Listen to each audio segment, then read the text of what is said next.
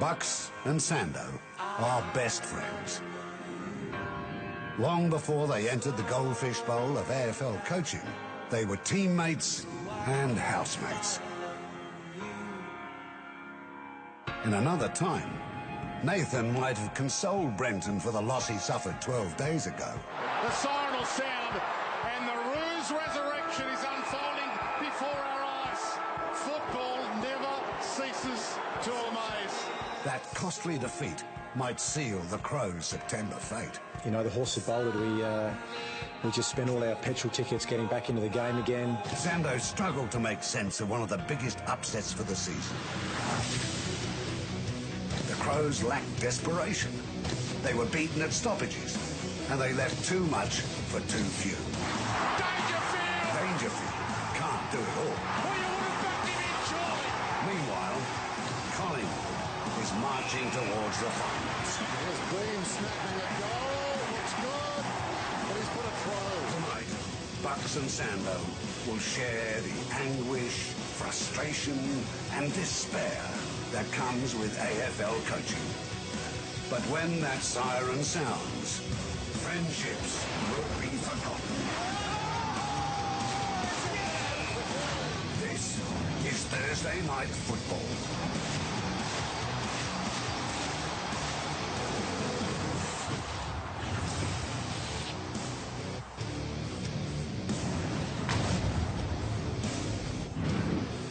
Yeah, best mates, eh? The two coaches opposing tonight. They talked about maybe having dinner last night together. That's a lovely touch. Just a few minutes ago, Brenton Sanderson and Nathan Buckley there together. Bucks, of course, know South Australia oh so well, and with Lee Matthews. Lee, Adelaide Oval, you played in a very famous State of Origin match here about 41 years ago. It's a bit different now. Yeah, it's changed. It was a big, gigantic sardine can, like very wide pockets, but I've been looking forward to this game all year, really, to see the Adelaide Oval. I've been the Port form up top of the ladder. It's a really exciting place, walking distance from the city, and, of course, Tex Walker's back tonight, so a great place to be, Bruce. Absolutely, and we caught up with Tex yesterday. Yep, he's in trouble. He's down.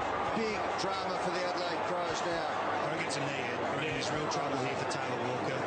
Definitely a right knee. It's locked on landing, and he's in real trouble, being carried from the ground now by two trainers. Excitement, I think.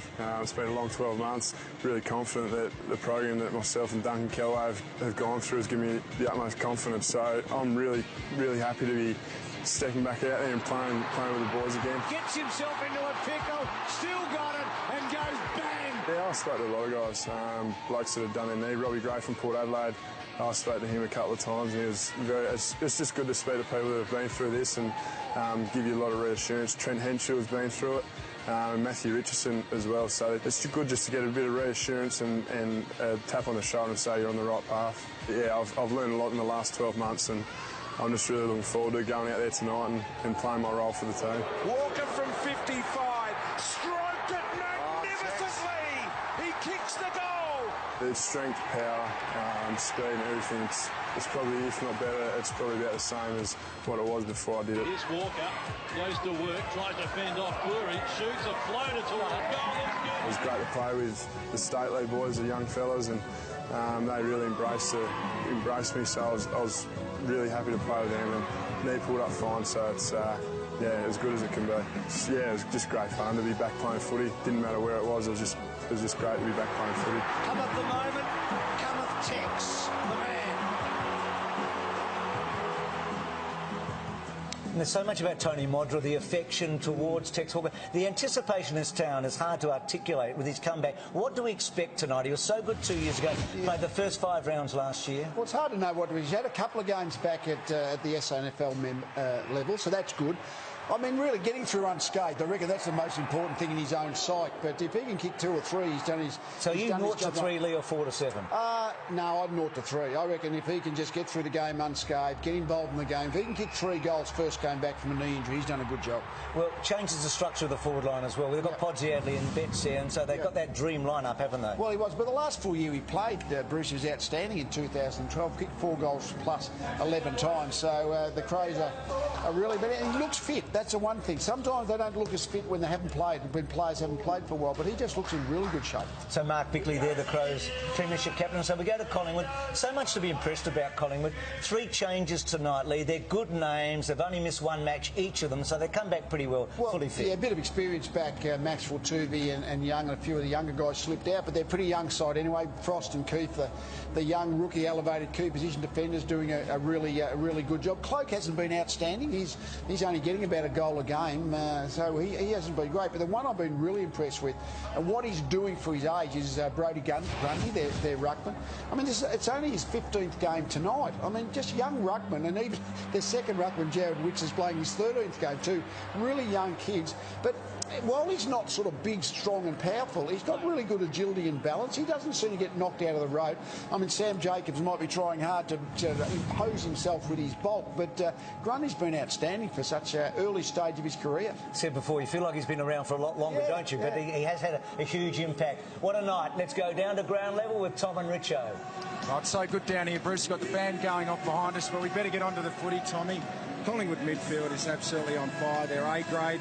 Do you really like the look of Rory Sloane in the Adelaide midfield? Big job tonight. I think for Adelaide to be a chance, Rory Sloane's going to have a big game. We all assume that McCaffrey's going to go to Dangerfield, which means that Sloane's going to have to carry the bulk of the attacking work for them. He's ranked 1 in the Crows for tackles, 2 for contested possessions. They're the 2 areas of the game the Crows really need to tidy up, particularly contested possessions. Scott Thompson's not covering the ground as well as perhaps he has in the past. He's still finding the footy. Douglas comes back in, but for me, Sloane head-to-head with Beams and side bottom is a massive matchup. What about Paddy Dangerfield? You just mentioned that McCaffrey matchup.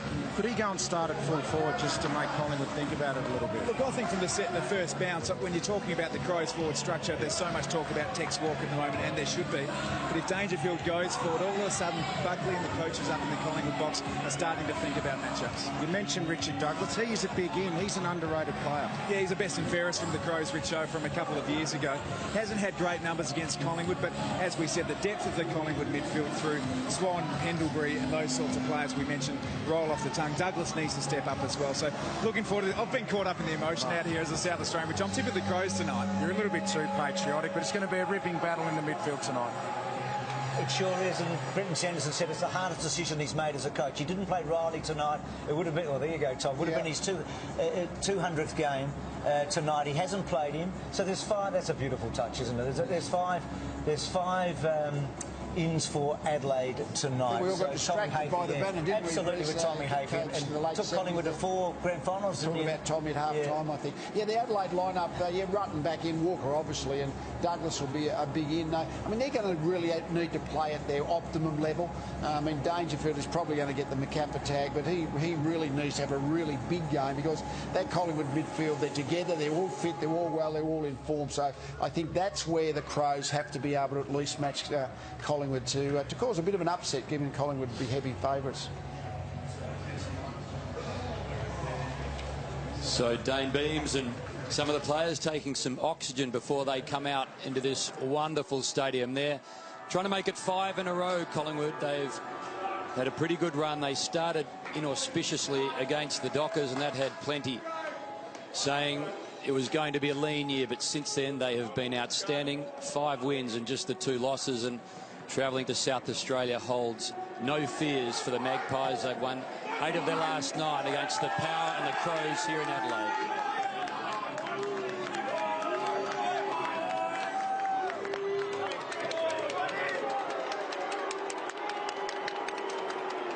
So it has to be said is a confident, imposing Pies who are stepping out onto the Adelaide Oval for the first time for premiership points. They've played in 28 other venues over their 2,426 matches. They are in white-hot form. And Nathan Buckley, well, he has his team singing a pretty sweet tune right now. And Bucks, he's with Richo. Here on the Adelaide Oval, the boys must be really looking forward to it. Yeah, you don't need much of a reminder to understand how fortunate you are to play AFL footy. It's a perfect deck. It's a full crowd. It's a Thursday night marquee event. Good opportunity. You come in with plenty of confidence. Your form is great, and on the road you guys are outstanding as well. You must feel good about tonight. Yeah, look, we have had a good record again for naught. I mean, what happens from the first siren tonight is really what is going to tell, and you know, our ability to jump into the game early versus the Crows will be an important part of it. Got a few days off. You've probably reflected and looked at your early season form. What areas do you want to really improve on after the break? Yeah, look, we had a really positive reflection, really. You know, after that round one performance, you know, the 6 weeks following were pretty strong. You know, there's plenty of areas we can improve on. We're the #1 pressure side, #1 turnover side, 4. But we're 18th in kicking efficiency, at 18th in disposal efficiency. So if you had a choice, we'd take the ones we're #1 in. But we've clearly got a lot of improvement in us in you know, looking after the ball a bit better. But that'll never be our main focus. Defence and contest is where it lies. McCaffrey definitely go to Dangerfield. Yeah, look, Caff's he's taken all before him, and you know, he's going to be challenged consistently because he's playing on the best players in the competition. And it's not just him, what he's doing, but it's the support of his teammates that gets it done. Good night. Cheers, mate. So McCaffrey, a big job again. His night will be to go and destroy the best opposition mid. We'll speak to him at half-time. And Billy Elliott, 17 goals, 3. A wonderful article from Peter Hanlon in The Age today about his journey. And Tom Langdon, overlooked in 2012. He watched the draft with family and friends, was embarrassed, went back to Sandringham, had a wonderful season, got taken at 65. He hasn't missed a game this year. He hasn't missed a beat. The only Pie debutant. Well, he has simply been outstanding. He's become one of the key pillars in the Pies' back six. Another debutant tonight for the Crows. A lot to speak about Charlie Cameron. We'll speak about him in glowing terms throughout the afternoon. But this Pies outfit, well, right now they are looking formidable. They've got a wonderful month ahead. They're trying to make it 5 in a row tonight. Well, maybe they can do more damage in the next month. Here comes the home outfit.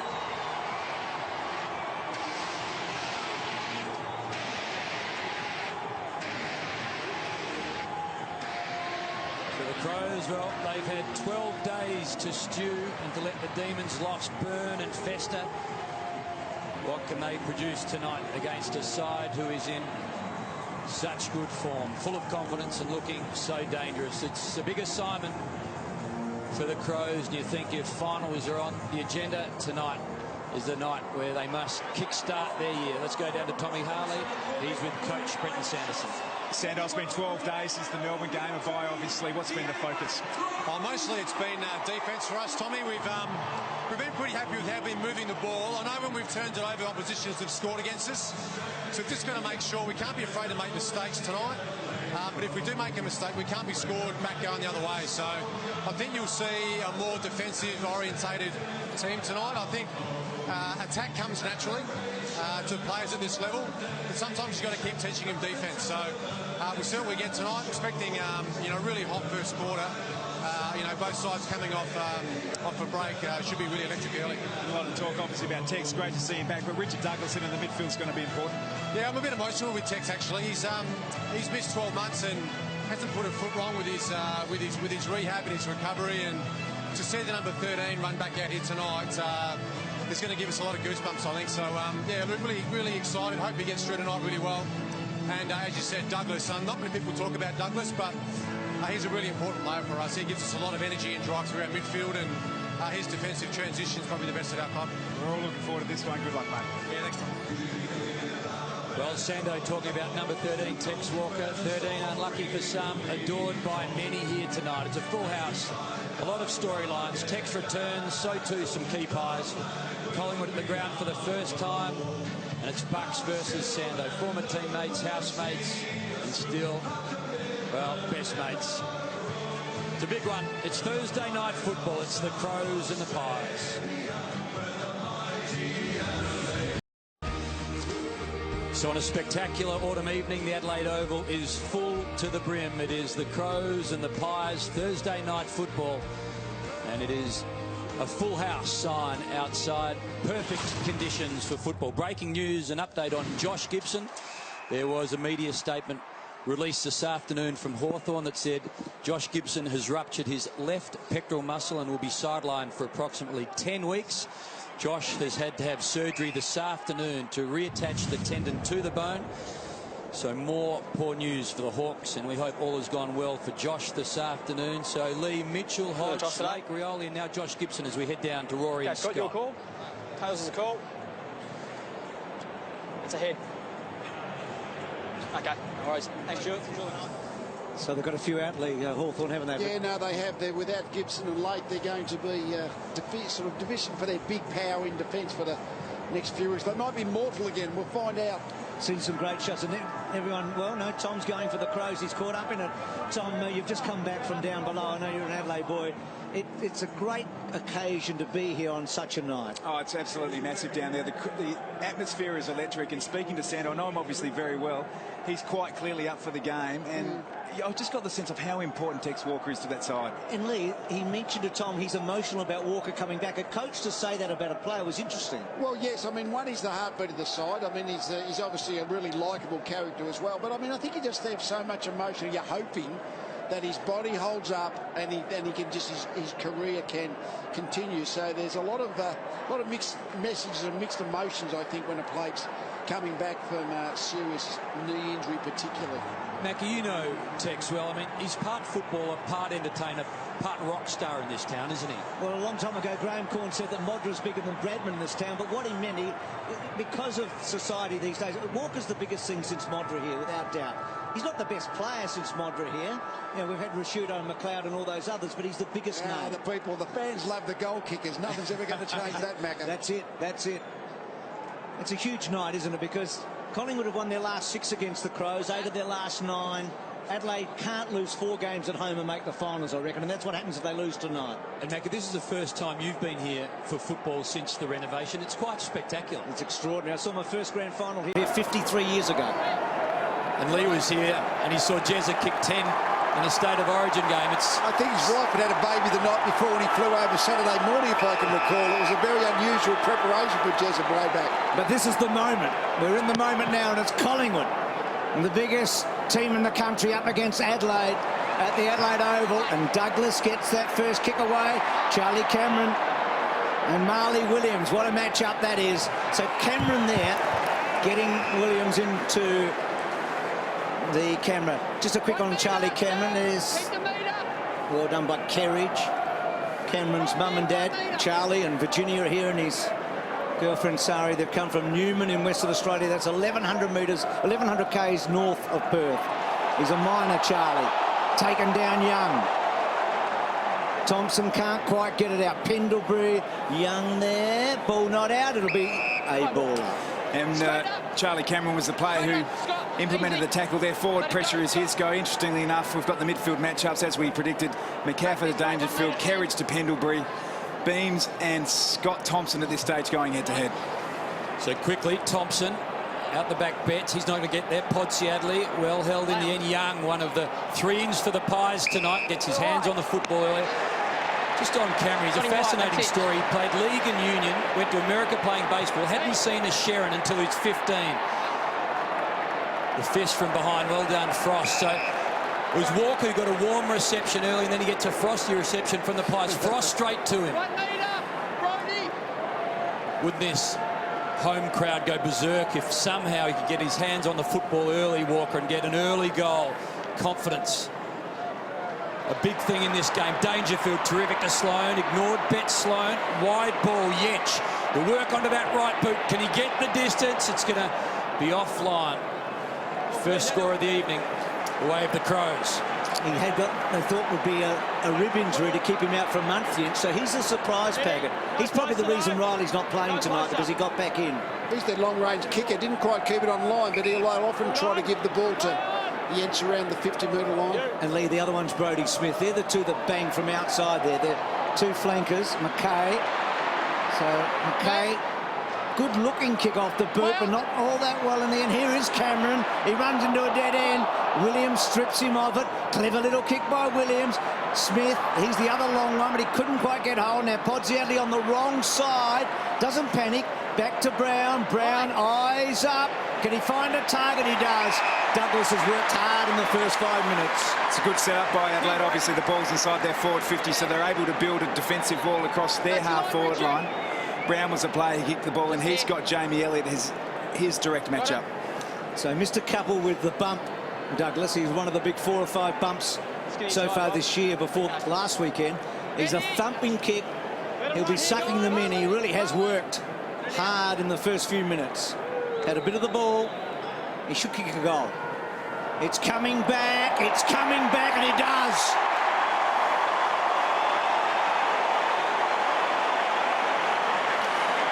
We talk about barometers in footy. He's not a bad one for the Crows, Douglas. He's a...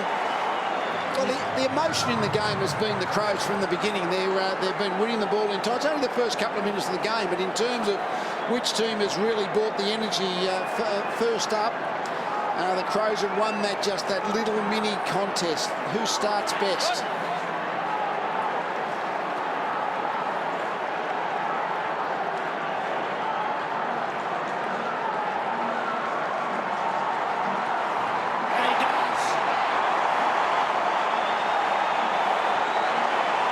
So the Pies concede the first goal. They've done the last 3 matches, won them all, of course. Best and fairest Douglas in 10 and runner-up best and fairest last year. And he gets first blood on this Thursday night at Adelaide Oval. McCaffer. He's played such a huge role for the Pies this year. Goes searching, well, through the hands of White in the end, but the recovery was terrific. One way, then the other. Where does he find inside 50? Well, that kick was just superb, but Cloak let him down. A chance here for the Crows. Martin quickly. McKay, Hartigan, over the top to the goal kicker, Douglas. Now Jenkins, well, it's poor delivery in the end, and Frost will get there first, but he leaves it behind. Keefe mops up, does well, Tuvey. Well done, over the top Langdon. Back to Tuvey, couple of Crows, and just the one Pie, danger. Can he gather? He tried to get rid of Young, in the end Young did a good job.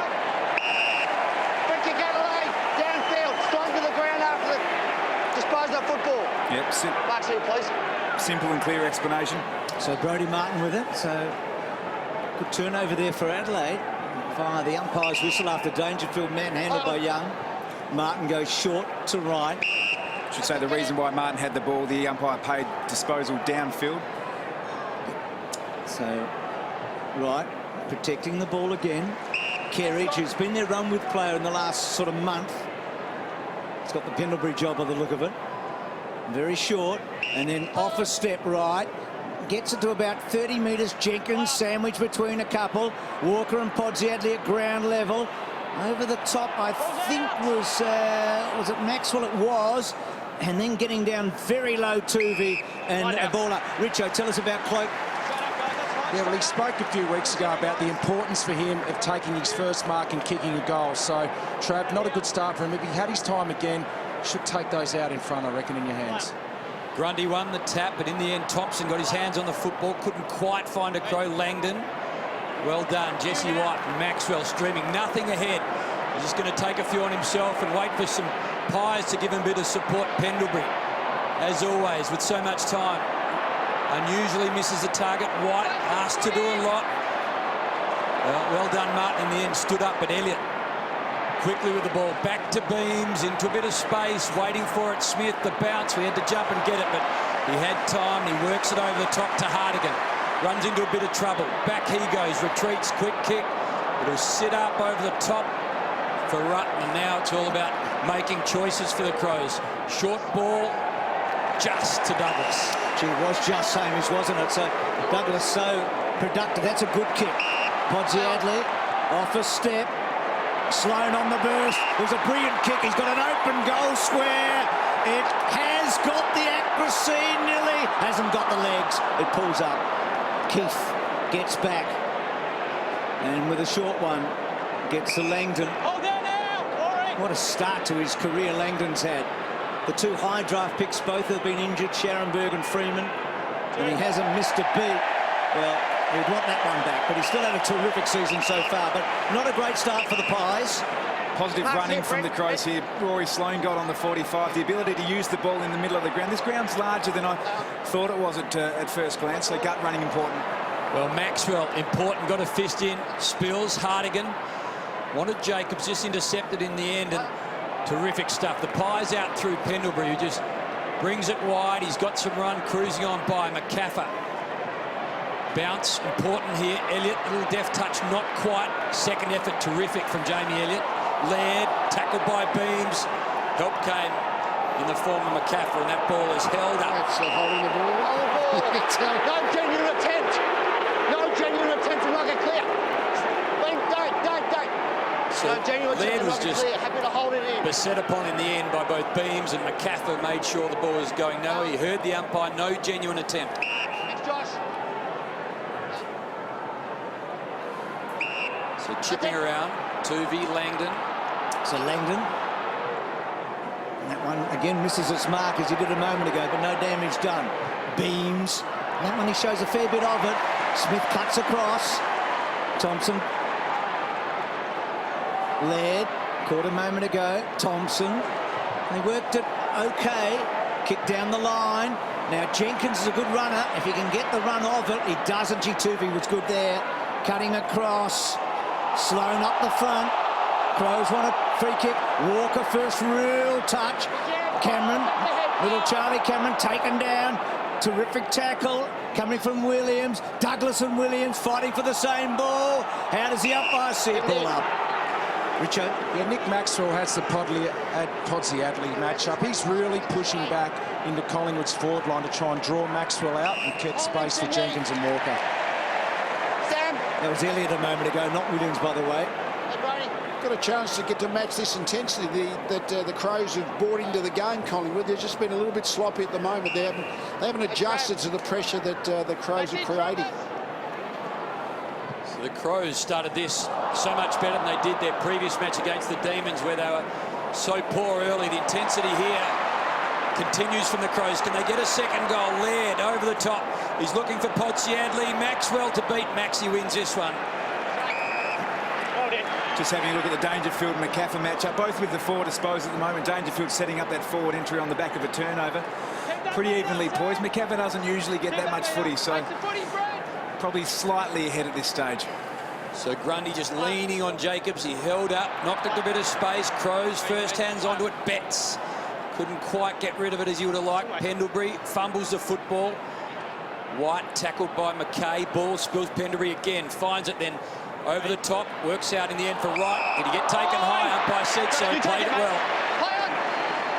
Now quickly into the hands of Laird. Jenkins.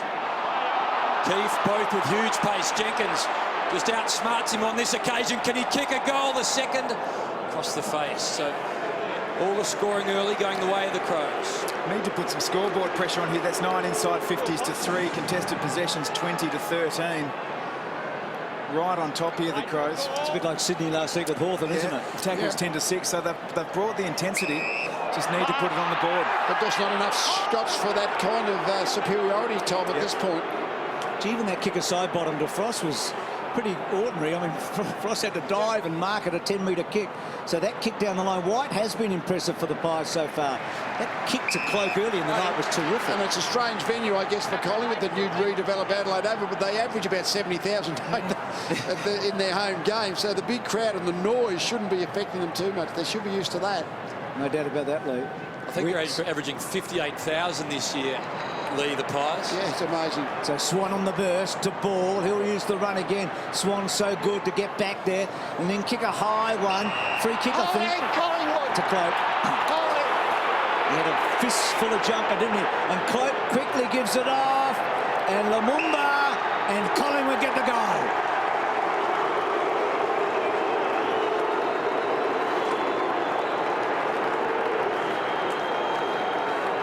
They needed to get it ticking, didn't they, Collingwood? And all of a sudden they had, from that rare attempt forward, a free kick over compensating. I think Cloak just had the better body position in the Talia just I think panicked a little. Gave away the free.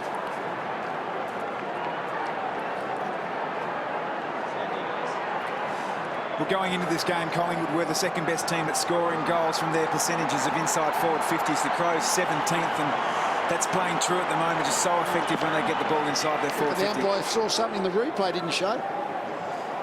It took the Pies a while to get going against the Blues in their most recent outing, and then they were so miserly for so long. Shots of this fantastic stadium that has done so much for the city. It's now become a bit of a destination for sporting enthusiasts. Pendlebury, clever kick around the corner. Ball just had to wait. So McCaffer and Dangerfield. We'll be saying their names a bit tonight, Hayne. Dangerfield talked today about being on the run from stoppages, having a moving target, not being stationary, making it more difficult. Witts had a second crack, did okay. And then Blair and Beams getting it out towards McCaffer. He was the one on the run. Probably a bit stiff, McCaffer. Pendlebury, well played. Blair, well done. Swanee could get a goal from there. Doesn't quite get it. And that one again, Cloak and Talia are in a very similar position as they were last time. Pushing front on. Swan, of course, playing a fair bit forward 50. So dangerous their midfield, Collingwood, in terms of goal kicking. So you feel like the Pies have settled now. So Yench and Hartigan combine. Good hands from Walker. A confidence builder. The kick, not so good. Lumumba, clean take. Sloan, well, let him go in the end. Brilliant stuff from Lumumba. And now the long ball. He's got 2 to beat here, Cloak. Talia just knocked it back into traffic. Yench. Yeah, spot on. That's a confidence builder for Tex. When you jump, take that mark and land. And remember, he did it going for a mark and landing awkwardly, so he'd feel better about himself already right now. Well, strong hands, weren't they? The kick not perfect to Sloan, but nice to see him back. Tex Walker. What is the umpire? He's happy just to throw it. There's that famous quote from Tom Landry, who's a legendary NFL coach. He said, football is to Texas what religion is to a priest. Well, tonight, Taylor Walker, judging from the build-up, means a lot to this town. It has been talked about. Every cab ride this afternoon was talking about Tex. Jesse White, well, clever stuff through to side bottom, not quite. Brown, Rutten, good stuff, Jamie Elliott. So Collingwood absolutely dominating disposals since the Jenkins behind a few minutes ago. And pushing hard here, the Pies. Witts and Jenkins, so the second ruckman together. Martin back in the team tonight, had a blaze. Williams, second match back for him, of course. Probing kick, looks a good one. Young, good mark.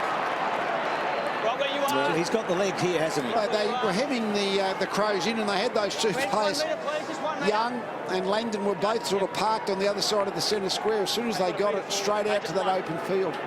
Just 2 games last year, his first season at Collingwood, premiership player at Hawthorn. He's normally a very good kick. And that one, he's just hung it out. So both teams have missed a couple, so all square here.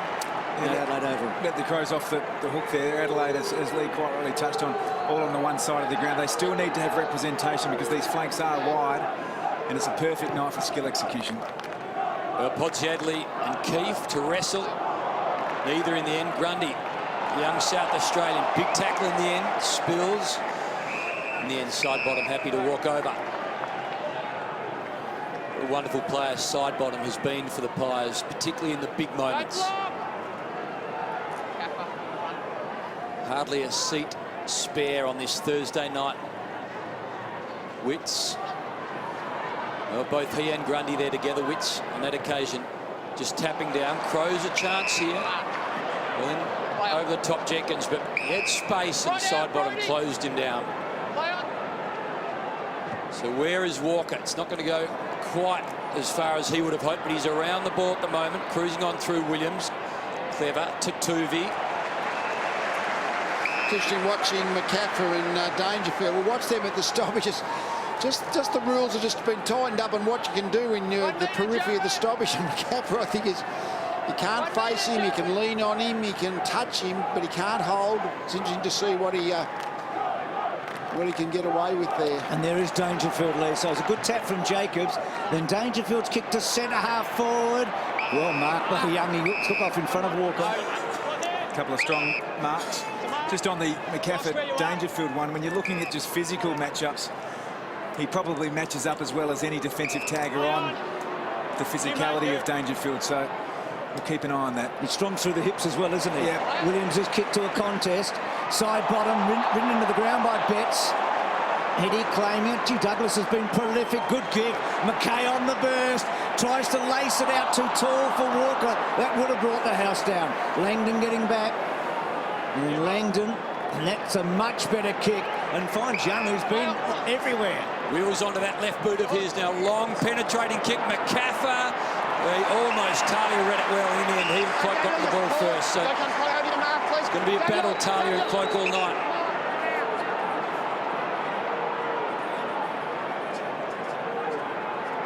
Hey, back here, move out.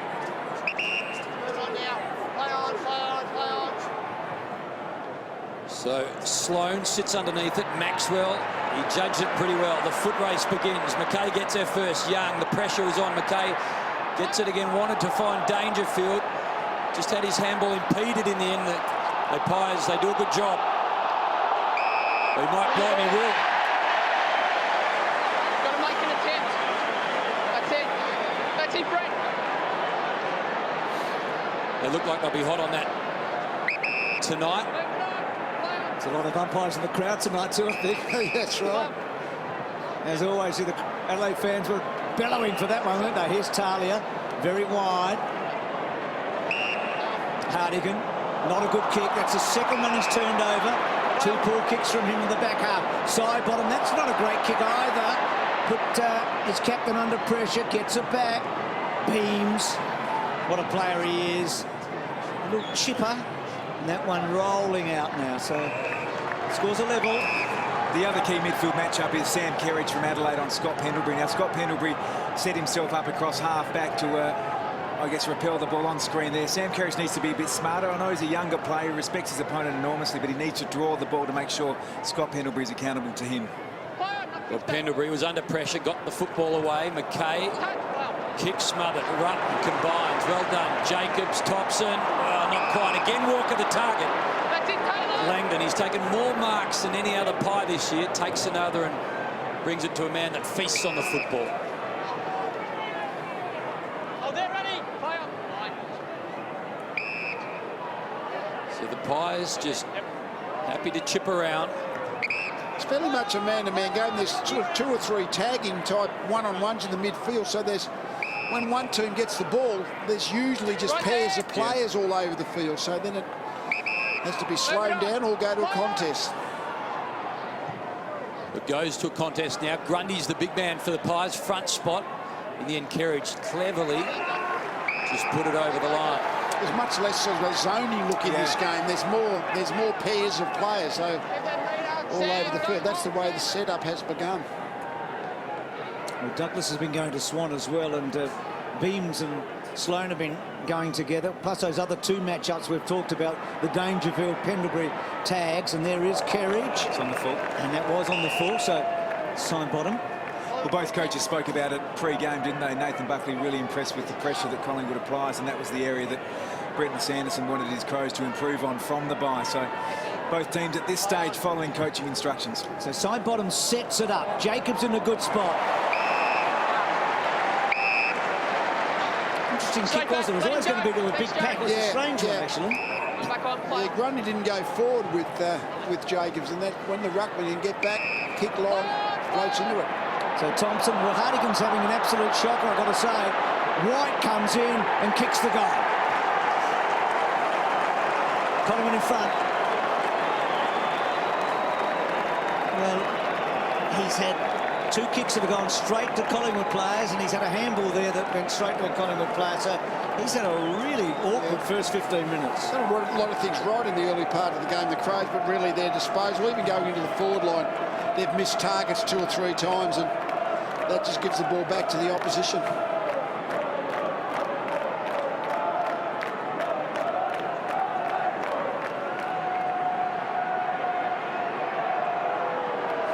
Yeah, this has been a weakness of Adelaide's all year, turning the ball over and then getting goals kicked against them. On that occasion, young Hartigan, just a poor handball. That's a gift goal for the Pies, something that Adelaide need to improve for the rest of the night. It's a challenge for Hartigan being a young player. Collingwood have got a number of tools they can rotate through their key posts up forward, so he's going to have to block that out of his mind, quick sticks. Well, Witts, in the end, wins a tap. Thompson on that left boot goes searching. Tuvey, not quite. Here's a chance for the Crows. Eddie Betts on the left boot. It's going to bounce and skip through. Just the minor score. So they've had their fair share of the football, the Crows, but it's the Pies with the noses in front. Effort there, execution letting them down. You need the 2 things together to be playing well, and the execution is just letting the Crows down early in the game. So Keith goes very long. Walker plays the defensive role. Bull did so well. Pendlebury, well, here's his marker.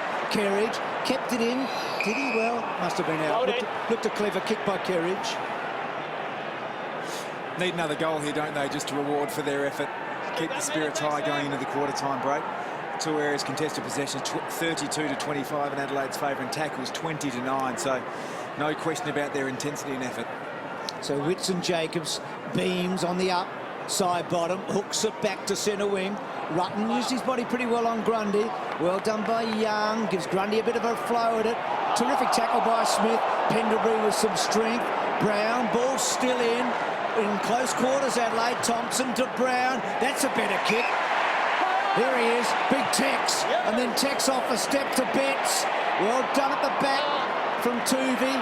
Betts and Tuvey, little give. Charlie Cameron, well, he's had that sort of a night so far, almost. Langdon's been good. Beams, this is a hot footy just for the moment. Swan, well done to Blair. Collingwood run it out, and then Lumumba laces out to Cloak. Cloak's got a vacant 50. He can really wind it up. Where's Jesse White? He's coming. Gets almost to the foot of it and rolling through for a behind. Had the mismatch there. Jesse White actually had Rory Sloane caught out in the midfield matchup. Lost opportunity there for the Pies. Just thinkingly, when I saw Taylor Walker, he had Betts and Podsiadly and Charlie Cameron. They've never played a match together. So it's such a difficult assignment for the Crows forwards to gel. They've got to learn to dance well together really quickly. Charlie Cameron on debut. Marley Williams, big tackle. He's tackled well tonight. He's been rewarded. It's his fourth tackle, Charlie Cameron.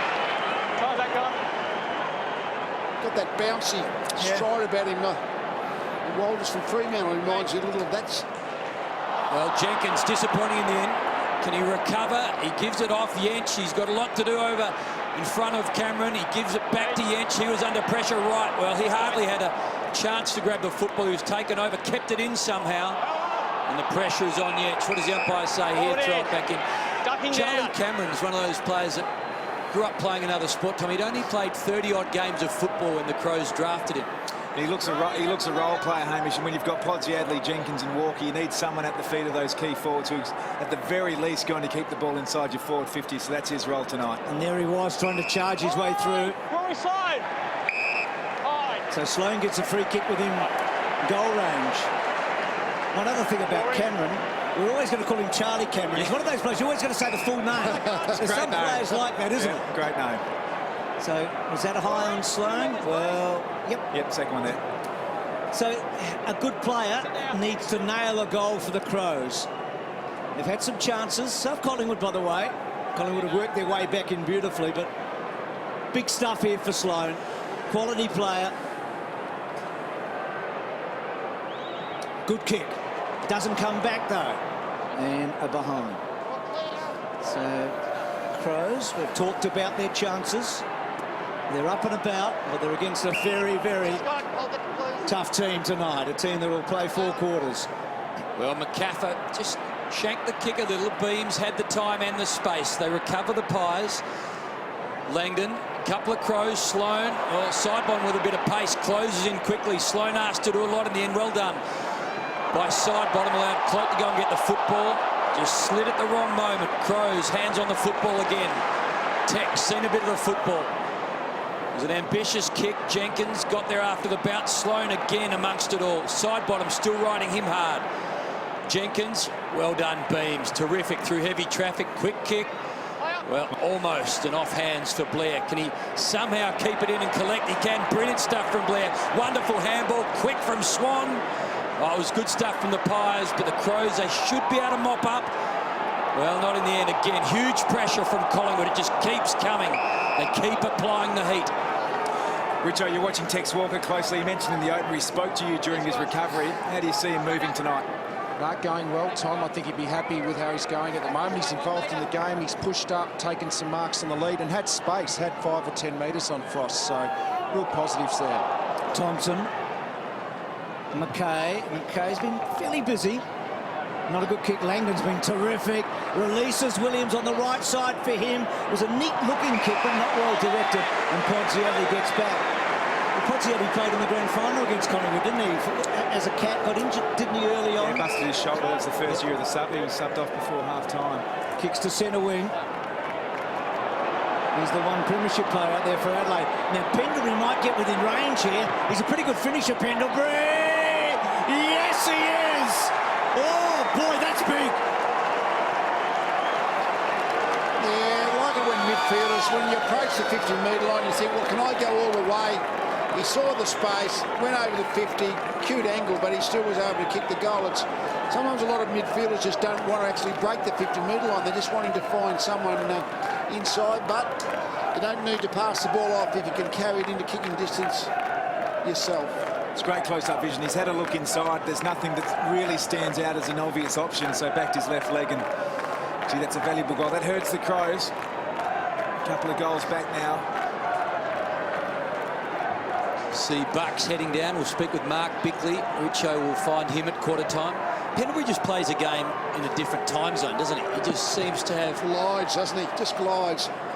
Mike Sheehan wrote a great line, which I'll get to in just a moment, on Pendlebury. Well, where's Walker? Almost Frost again, right there. But Walker's seen a bit of the football. Lumumba quickly to Langdon. Well, they're going to turn it over the Pies. Going to have to be quick, the Crows. Hartigan won't know, but he's happy just to slot down. Mike Sheehan said about Pendlebury, he's like a high-quality Swiss watch. Tick, tick, tick. Constant, reliable, stylish. Hard to argue with any of that. So it's the Pies at the first break. Crows early, couldn't capitalise. Mark Bickley to join Richo on the other side. But Collingwood at the first change on Thursday night in Adelaide by 11 points.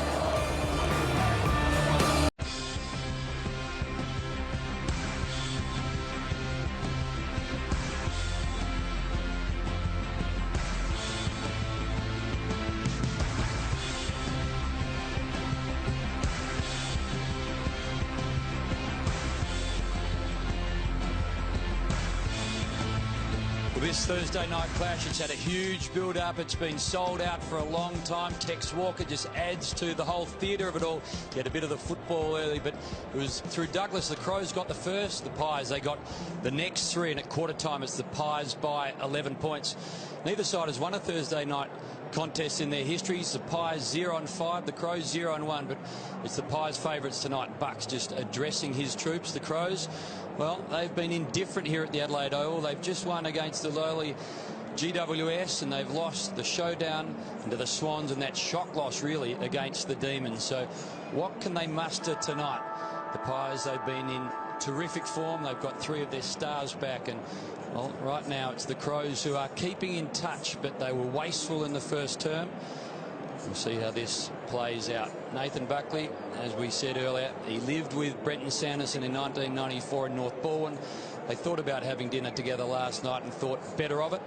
I'm sure they'll have a beer very, very soon. Let's go down to Richo. He's with Mark Bickley.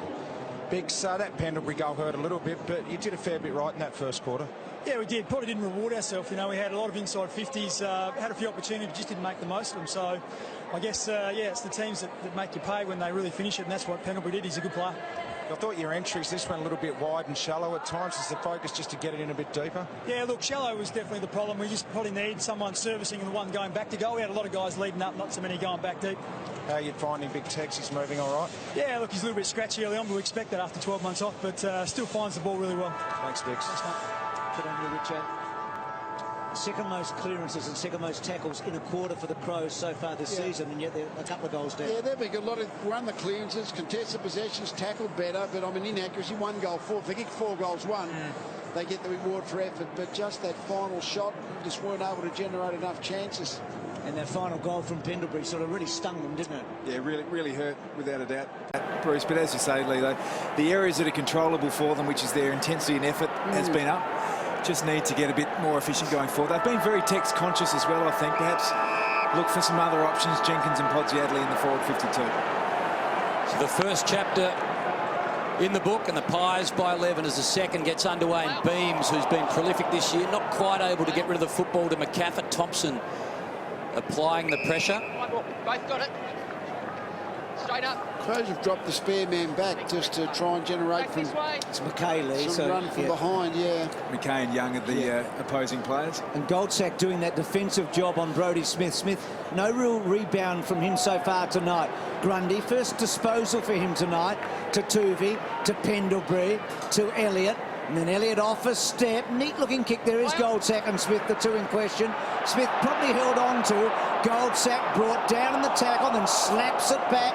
Side bottom rode the tackle. So Adelaide's tackling. We talked about that in the opening term. And that one, a ball up. Well, we mentioned both McKay and Young as the respective opponents playing loose across half-back for their sides. Back this way. They're going to have to use the ball on the transition through. They're not marking players to intercept there. They've actually got to link up through the middle of the ground. So quickly they go forward again, Walker. He's seen a lot of the football, not really able to capitalise. He's just working his way into it. He kicked 7 goals in his 2 SNFL outings. And, well, he will be itching to get his first. Back this way. Hey, Lee, do you keep going with this matchup? Kerridge 1, Pendlebury 12. You're basically one midfielder down there. Yeah, you are, in a way. He's not getting the ball himself. The trouble is there's a lot of one-on-ones at this point of the game, which can't change too many. Frost do it. Desperate stuff in the end. Can he get rid of the football? Charlie Cameron, hands and knees. Well, it's going to stay right there. Well, the point you're making, Richo, is that try to get a more offensive player on Pendlebury because Kerridge is not finding the footy and Pendlebury is. I guess that is the thought process as the Crows coaching box would ask him. Well, Beams again underneath it all. Pendlebury, all the usual suspects for the Pies.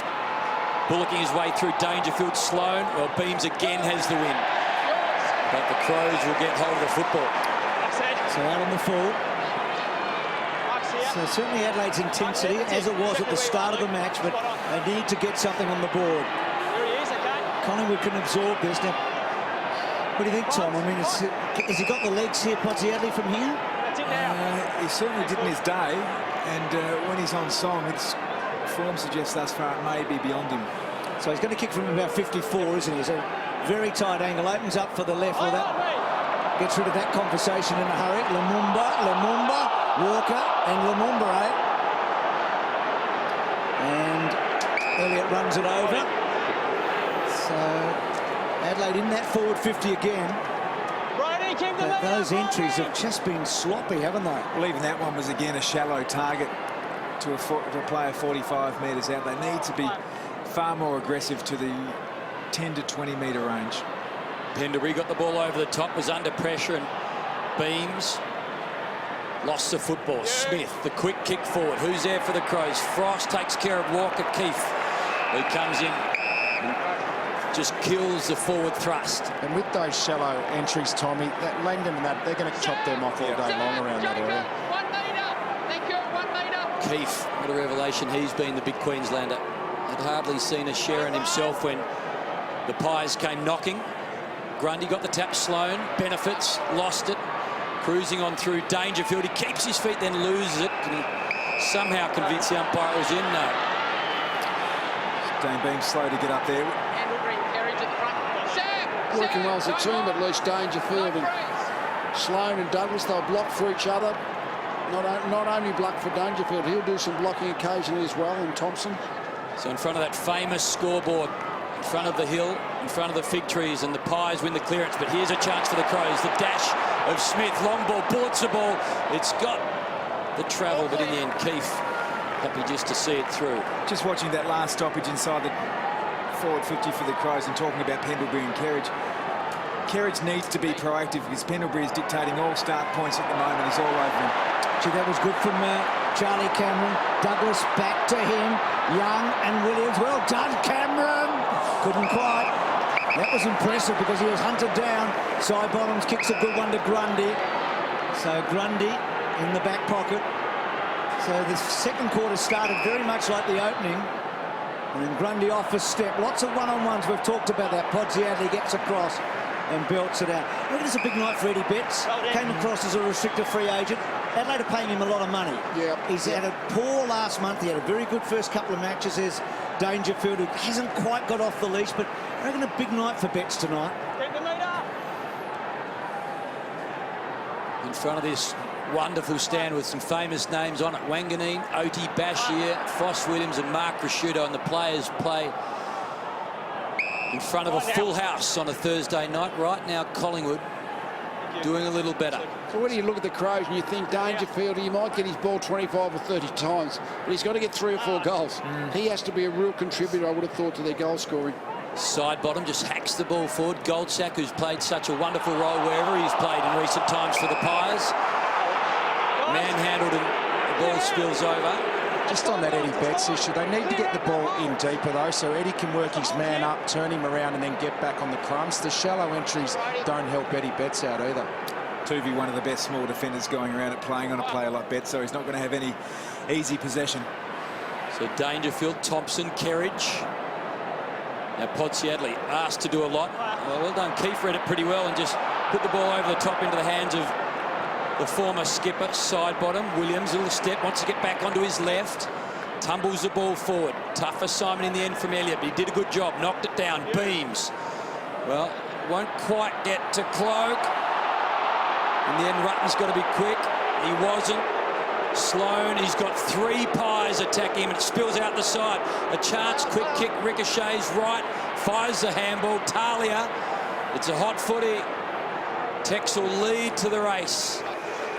Well, it's been, so far, Tommy, a bit like that for Tex.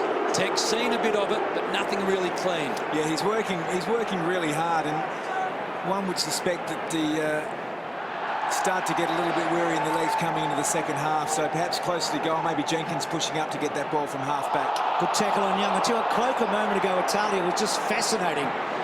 Tuvey's kick forward. Well done by Elliott. Trying to keep it in, and that ball now out of play. Cloak Italia had a terrific wrestle a moment ago. The umpire let it go. Have a look at this. So no free kick here. Yeah, I think that should be Taylor's free kick. I know you can wrestle under the footy, but he just, Cloak was using his strength to shove him out of the contest then. Pendlebury, Thompson taking up the front. I think it's ball. Now.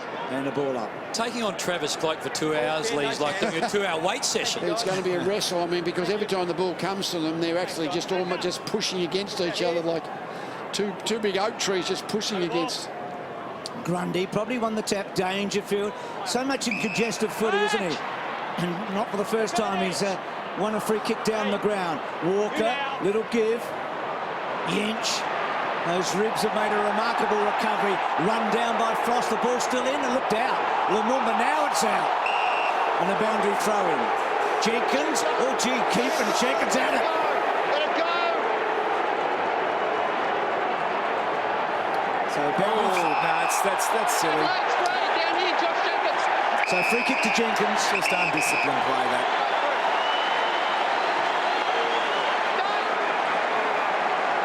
Mark's here.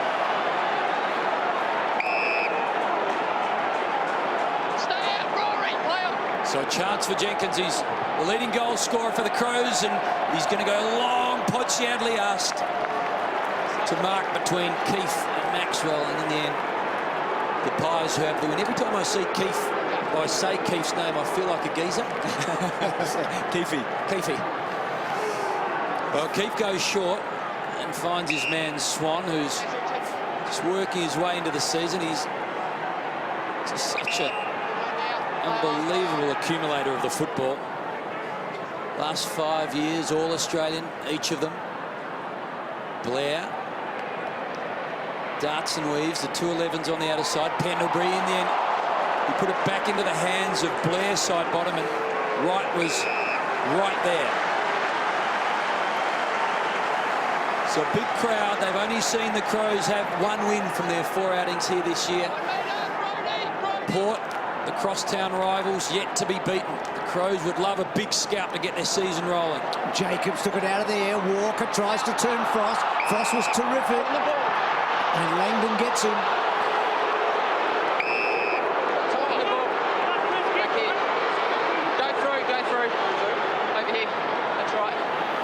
Holding the footy.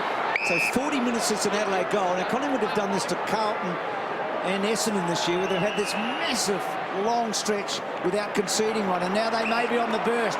Grundy, sloppy old kick, but White's got some time to turn and move, and then maybe in a 1 out, Witts and Rutten. Witts worked him underneath cleverly. The big truck got into trouble. Witts brilliant. Beams will kick a goal. He does. That's the difference between the two teams. One's very clean and the other one gets cluttered.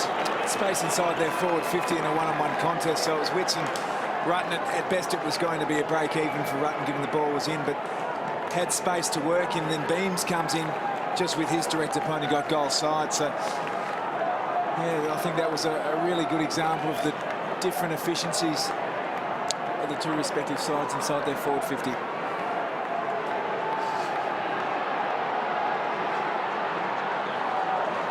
Well, he's just an out-and-out gun, this man, Dane Beams. Have a look at that, 17 disposals already, and he always hits the scoreboard. He's good for a goal a game. You've got Pendlebury and Swan, but he is nearly the equal, if not right there with them. They had that breakout 2012 and the horror 2013. And he hasn't missed this year. He's been exceptional, as Richo's alluded to. Swan tried to work at the young. Sloane got involved. Now Betts, just the hurried kick again makes it difficult for the forwards. And this youngster who's impressed since his first outing takes a terrific grab to Lumumba, who got the first of the night for the Pies.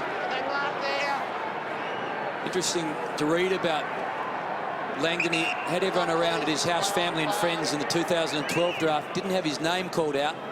Went back to Sandringham, had a huge year, and just went to the park and listened to the draft by himself with the radio, and then called a few rounds. Once he got taken, he's made every step a brilliant one as a Pie. Here's a chance for the Pies right now. White, he tries to sort of soccer it through. Elliott, he's crafty, couldn't take it cleanly. Brown did well. To Martin, short ball, finds the target.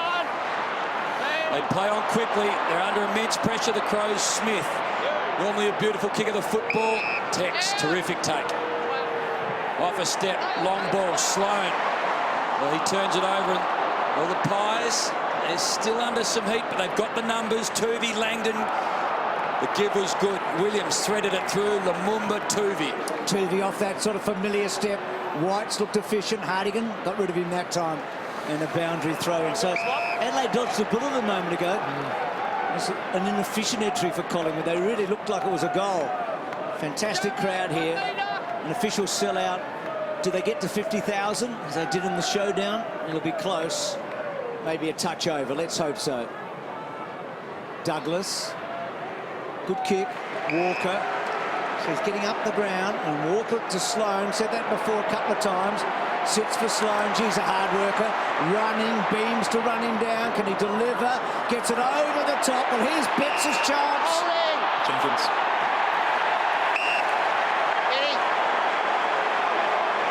So Jenkins with a free right in front. It was interesting. He was just, well, I was definitely hold with the jumper. As soon as the jumper comes clear of the body, clear for a kick. See that when you get it in deeper, though, defenders tend to panic. Yeah, it's 15 to 20 metres out for goal, so that's a lot better for the Crows. And Richo Eddie was also in the frame there. It looked like he might get involved, so you're right. Yeah, he had time to lose his man up the ground and get back. So Jenkins, 13 goals in his last 4, leading goal kicker at the club. He's got it, so that's important. That's a really important goal for the Crows. The other thing is that the ball was brought through the middle of the ground, and in effect, one-on-one and deep inside the 450. Betts came to make an outnumber at the end of that bit of play. And Tom, credit to Walker. Walker's actually provided a bit of a target, even though he's had to come up the ground. A couple of times he's been involved. It's more like the centre half forward. I mean, to use that term, just the running half forward, getting up into the midfield, not just being a goal-kicking target deep.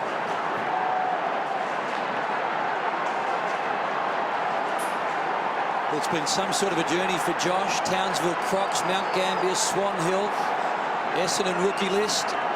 Leading goal scorer right now for the Crows, and he gets them back in this game. Pies by 9 points. Crows got the first, and the Pies 4 in a row.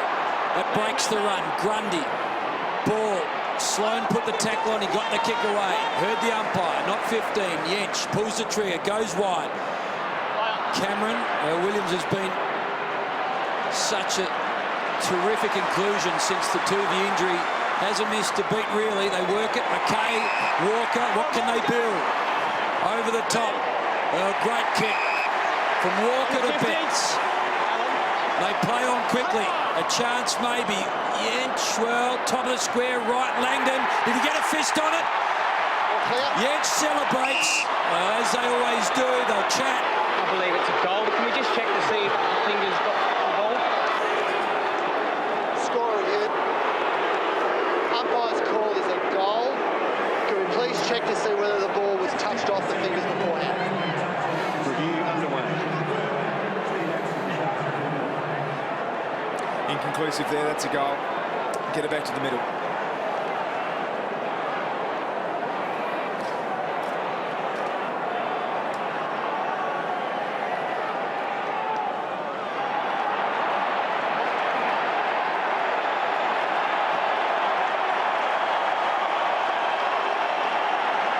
Review completed. Confirmed goal. Confirmed goal, all clear. Well, there you go. Back-to-back goals to the Crows, and they're back within 3.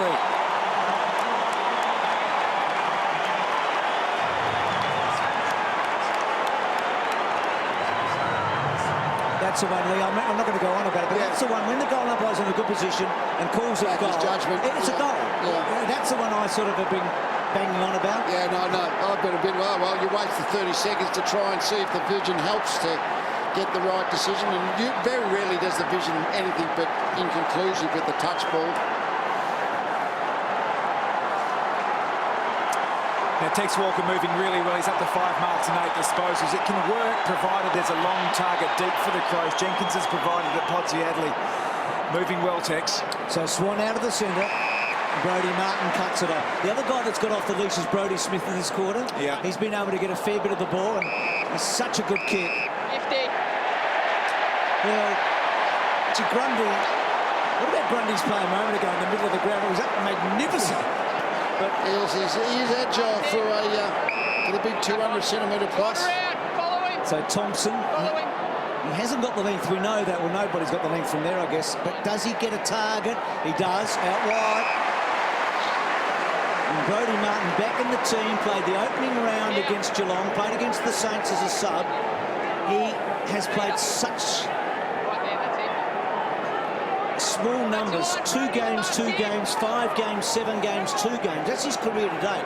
He's never really been able to make it in this team. Well, in his 21st game tonight, a goal here helps. You remember these, don't you?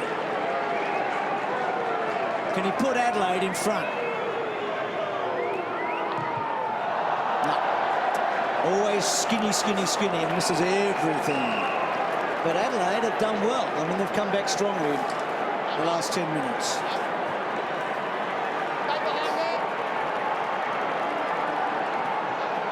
So the Crows, who trailed by 11 at quarter time, back to within 3. Pies with a great deal of authority for about 40 minutes, but the Crows are back in this. Side bottom, Swan just works his way through. Williams back to the master and over the top. The youngster sweeps the handball, tough in the end, well done. Well, Charlie Cameron half threw it to McKay in the end. Umpire let it go, kick smothered by Tommy Langdon. A lot of noise around the place right now. You feel as though the crowd is getting right into this after perhaps half an hour of concern. If the crowd can lift the home team, if that phenomenon exists, I reckon it's on here, because the noise for the home side is deafening. Thompson. Charlie Cameron just had his first really big play a moment ago. It was huge what he did. And then he strips the ball there. Again, he can tackle away. He's a tackling machine. Betts and Tuvey and Jenkins. And now Wright got it off Tuvey. Still in that right forward pocket. It's been there a fair bit. Ball. And I think it'll be a throw in. Sometimes you see enough in a young player really early on to know that they're going to be around for a little while. And Charlie Cameron's that. Just his energy and intensity as a small forward's great. Adelaide pressing hard here. Collingwood still leading. Grundy lays it down. Thompson can't get control of it. Maxwell, a little give brilliant. Pendlebury, well done, White. How clever was that to Swan? Brilliant transition. Swan to Williams, Laird. Well, he gets turned inside out, and Williams buys himself some time. Over the top, brilliant kick. Well, in the air, bled him down, but he's got some time around the corner. All about the bounce. Goldsack can't quite. Terrific stuff from Williams. You can see the disappointment on Bucks' face. Marley did it all, Lethal, and in the air it was the drop ball from Blair. So quickly they go. Grundy, not quite. Young. Well, Grundy's got so much power. Picked it up, took on a few, stood up, kept his legs. Thompson in his 14th year to Jacobs. Jenkins and Frost, who are both really starting their careers. That transition of Collingwood from the back pocket to maybe the missed kick from Blair was magnificent, wasn't it? Yeah, no, they surged their way out, but both sides have had a bit of a problem with that final kick into the 50, although I guess it was a skill error by Blair just to drop the mark, not so much the kick in. Jacobs, Pendlebury cut it off. Good vision for ball. Hardigan can't get the tackle. Maxwell looks up. Looks a good kick. Goldsack couldn't hold it. Probably should have. He's been doing the job on Smith. Smith's got him. Goldsack gets the handle away. Whites look lively. Back to Goldsack, and that one slips through Goldie's fingers. And a boundary throw. Should have got the sack out that time, but I'm sure there's no moisture on the grass. It's a really dry atmosphere, but you'd think so. The ball has been fumbled quite badly. Different stages here. Two beautiful deliveries inside 50, and Blair and Goldsack just dropping the football, letting the Crows off the hook. Tuvey has Betts doing the hassling. Tuvey just slaps the ball forward. Swan, clever. McCaffer, quick kick. Long ball, all Crows.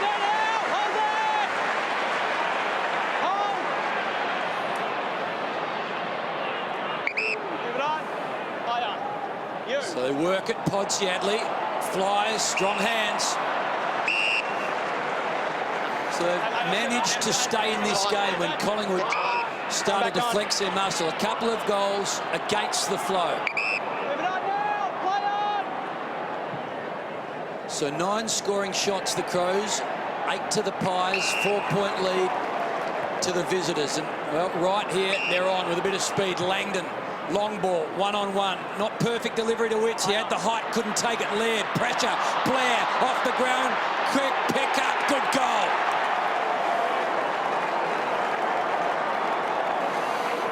Well, no mistake this time. He dropped an easy mark earlier, and he's made up for it. Did the hassling, did the bullocking work, and had the option to go off the ground, made a certainty of it.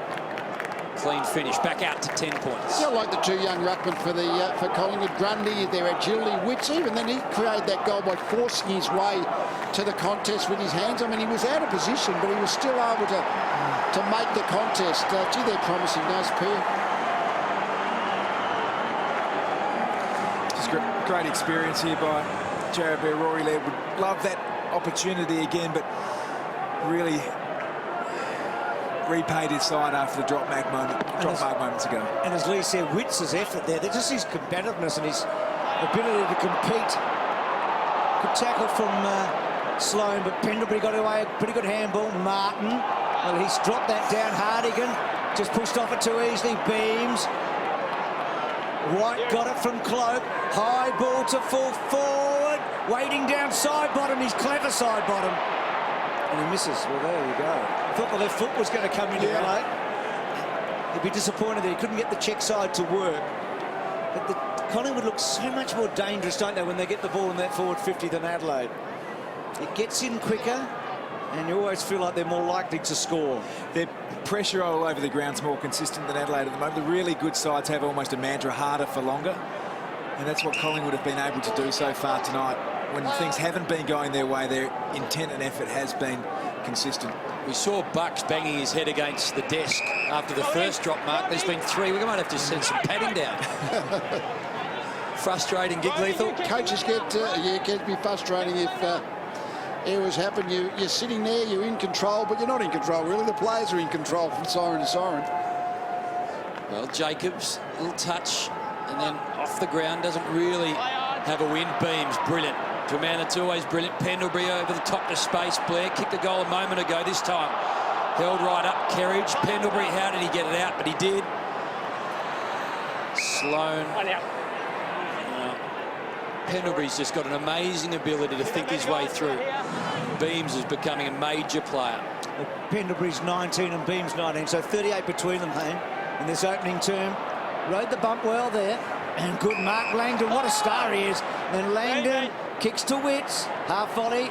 Podsiadly has to release. He does to Laird. Then Laird, that's a clever kick into the centre.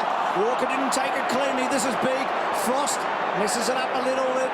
But his side bottom again. So Smith's been brilliant. Kicks the ball to Betts. Can he get on his bike, Eddie?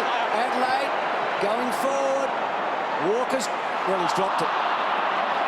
That's fatigue drop, I reckon. Tuvey, Grundy, tucks it under the arm, goes to half forward. Front spot, well done Kerridge that time. Sloane reading it well, but Collingwood have got a wall there. Tuvey drops the mark. So a bit happening here. Douglas, too slow. Well caught, run down brilliantly by Tuvey. And now Beams for his 20th disposal going forward. Podsiadly doing some good work down back. Hardigan. And now Yench. Short ball, Laird. You hear the umpire called to play on, everyone stopped, but he had the time, worked it through. Rutten. Just released the pressure valve. That was hot footy there for 2 minutes. The players he stopped, I reckon, for the last minute. Both the players are exhausted because the ball has just kept moving. They almost need to slow it down just to regroup. Hey, Richo, there's been a few drop marks. Is it dewy at all down there? It seems perfect, doesn't it? Yeah, no, it is getting a little bit dewy, Haim. As the night wears on, it's getting a little bit more moisture on the surface, no doubt about that. Okay, Brown, Martin. Short ball. So the Crows would love one. We've got 3 minutes before half-time. Smith. Can he slice his way through with one of those bulleting balls? Not a lot of options. That awkward kicking style to half forward. Podsiadly, oh, he's terrific. He's got a couple of runners. Dangerfield is one. Quick kick forward. Jenkins and Keefe, both quick players. Can he go off the ground? Jenkins, he can. He's got a couple. And the Crows right back in the hunt. I really like Podsiadly pushing up across half forward. Tex Walker has done a really admirable job in this first half, but he's not going to be able to play that role as a really high half forward. If Podsiadly can do that and have Walker and Jenkins as deeper options, that looks they look the most dangerous when it goes to that Jenkins-Keefe matchup deep forward. Just in that matchup, just at the moment, Jenkins has got the ascendancy in that pairing. Yep.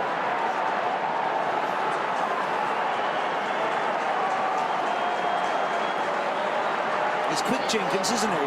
Great kept his balance. So he's kicked a couple, and the coach loved that. So 15 goals in his last 5 for Jenkins. Against Smith's ability to use the footy important off half-back. Yeah, he's been huge, Bruce, up to 13 disposals now. Kerridge, Dangerfield. Done a bit. Feel like he's got another burst in him. Wright should give it off. Betts. Now Eddie in the pocket, and he misses everything. Had to run it along the ground or do something. Yeah, almost kicking hope. The Collingwood players were the first players back if he tried to centre the ball. So, again, a wide entry for Adelaide.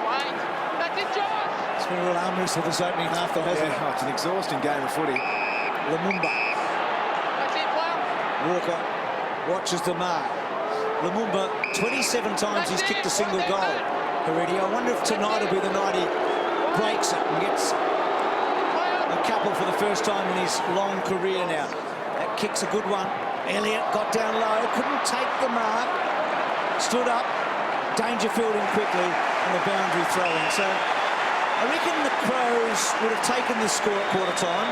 They would love to have thought they'd be within a kick at half time. They kept Collingwood to looks like, 5 goals, so 5, 6 maybe if they kick another one. So they've kept the opposition to a low enough score, just not being able to be quite accurate enough with their shots. The Pies got out to 15 points, and well, depending on what happens here, the Crows might be in front at half-time. Jenkins, he's kicked a couple on the left. He's kicked 3! And the 19th man gets really loud. Providing a presence, isn't he? He's a massive man. He's 200 centimetres. But powerful, isn't he? Standing up, big and powerful and strong. How much he can run, I don't know, but certainly in that body-to-body contest, he's making Keefe earn his stripes. I mean, the Collingwood, you have to be thinking about if the big defensive matchups right. Do they think about changing those around a little bit?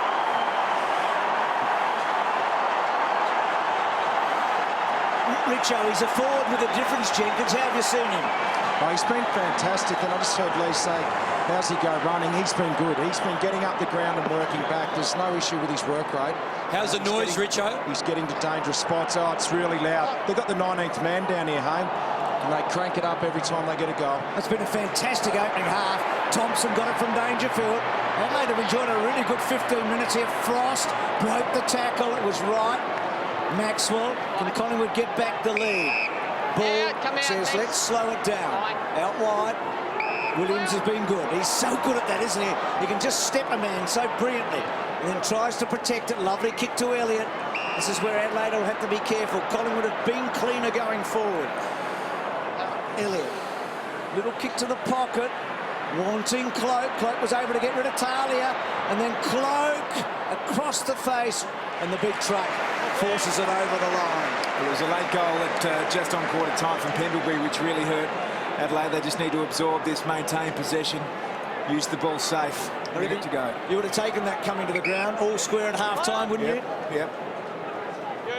Well, it's a big crowd, and the Crows are on the brink, you suggest, in regard to finals. The Pies, they've been so impressive. It would be such a huge win, but the Pies, they've got so much to offer. Ball brilliant to Swan. Well, he's a man that you're happy to see get a fair bit of the football if you're a Pies fan. And generally when it's required, he comes up with exactly what the Maggies fans want. He's had it 15 times. Beams has had it 20 and Pendlebury 19. So that trio, as per usual, getting a lot of the football. Pendlebury and Beams almost 40 between them to half-time. Almost gluttonous. Swan, well, he's the man so often when it matters, and he puts them in front right on half-time. Jacobs just needed to get the ball across the boundary line on the far side there. The long ball from Adelaide outside defensive 50. The spoil came into the dangerous part of the ground, and we'll see it here. Just needed to be stronger, get the ball, use your right fist to get it across the line, go in even at half-time. Which got the ball where he wanted to go. Exactly. He was able to actually get it back inside. It almost looked like a boundary throw in the way it was set up there. That was Collingwood's first mark inside 50 for the quarter, so it just highlights how good Adelaide's defensive effort has been tonight. And he told you, Tommy, before the game, Brenton, that was a real focus. And Richo, Cloak again struggling, isn't he, to take that big clunk inside 50? Yeah, he is, but I don't reckon he's had a lot of opportunities to really get the one-on-one. He's had very few, I think. Can Adelaide get one back? Dangerfield belching forward. Good stuff from Tuvey. I think the clock's going to beat the Crows. It's been a great opening half. Well, it's not the first game here, we know that, but it's the first absolute night match, and it's been a ripper. Tex a little bit, he's teased a bit. He may have a part to play. Bucks' boys lead by a goal. It's been a beauty to half-time. Pendlebury and Swan, late goals in each of the quarters. Down to you, Richo. Well, Max, it's a real arm wrestle. That late goal helps, but it's on tonight. Yeah, absolutely. I mean, knew it would be, mate. Sando spoke all week about this being a real grand final for them, and got their best team in for the year, so we know how good they are. We know they're very disciplined. We know if you give them the opportunity, they can move the ball from half-back really quick, and obviously they've got dangerous forwards. In that quarter, they did get it in deeper, and it exposed your defence a little bit in the one-on-one. Yeah, it did, but it's going to happen in any defence. We're going to put the pressure on up the ground. If you just allow quality players like Dangerfield and Sloan just to waltz through, then they're going to use the ball well. Thanks, Nick. Thanks, mate. This is Thursday Night Footy.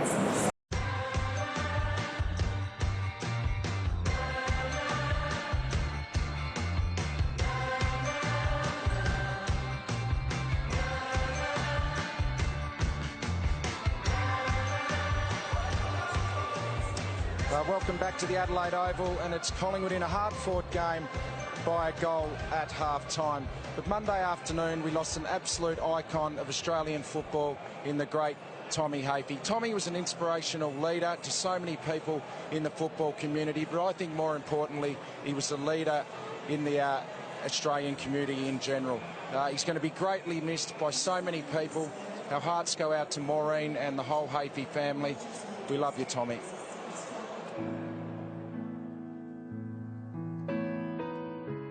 I have to be honest, it's not an easy show to do today. I and many others lost a great friend and mentor with the passing of Tom Hafey. He loved his players as they loved him. And at Richmond, there was no greater honour than to be one of Hafey's heroes during the golden era of the Richmond Football Club.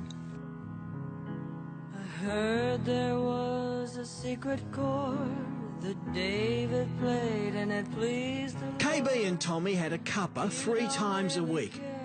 But Tom Hafey loved every one of his boys. In those days, Richmond could have been called Unadata because I believe that the players actually played for Tom Hafey. He wasn't much older than the men he coached when he ended Richmond's premiership drought in 1967. Overcome with emotion, Hafey experiences the finest moment of his football career. The Hafey era was Richmond's finest, yielding 4 flags. And Tommy was one of the great orators. Talk your damn head off. Get across and use your bloody body. Look at that word there. Bloody aggressive. How many years have been aggressive so far? Nothing more tigerish than a bloody tiger. A wounded tiger. Kevin, fair dinkum, mate, you've got to put your boot into the ball. You're too slow to do all this finessing. Bloody back pocket plumber. That's what I want. After 11 years at Richmond, T-shirt Tommy resurrected Collingwood from bottom of the ladder to the drawn grand final. Twiggy Dunn with the ball, only about 10 metres out from goal. Look at those North Melbourne players on the mark. Fires for the goals. And he's put it through and scores it. After his coaching days ended, Tommy continued being an evangelist for good health and for Australian football. His zest for life was contagious. His business card said it all. It read, "Every morning in Africa, a gazelle wakes up. It knows it must run faster than the fastest lion or it will be killed. Every morning, a lion wakes up. It knows it must outrun the slowest gazelle or it will starve to death. It doesn't matter whether you're a lion or a gazelle. When the sun comes up, you had better be running." And Tommy never stopped running. But I've seen your flag on the Marble Arch. Our love is not a victory march. Tommy Hafey. And Tom, you've got a story about people ringing you, haven't you? It was an absolute privilege to get to know Tommy a little bit in the last couple of years, but obviously very similar names. My phone would occasionally go off at about 5:30. I'd go through to Message Bank. I'd listen to the message. I'd say, "Tommy, you up for your morning push-ups and your run? We just need to talk to you about something." Surely not. I'm still in bed. But an absolute icon of the game. Footy flashbacks on Sunday, a tribute to Tom Hafey, so really looking forward to that. So that's on Sunday. And Lee, Tom Hafey actually coached you, didn't he? Yeah, my first game for Victoria in 1971, Tom Hafey was the Victorian coach, but a fantastic coach. His teams had competitive grunt, great team spirit, and he engendered an enormous affection from his players towards him as coach. But 10 grand finals, 4 premierships. He was a wonderful coach, wonderfully successful.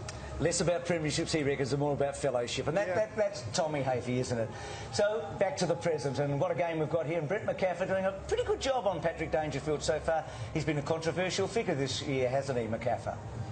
I'm not critical against McCaffrey because he's doing a job, he's getting away with it. I'm not sure we necessarily wanted to be saying that.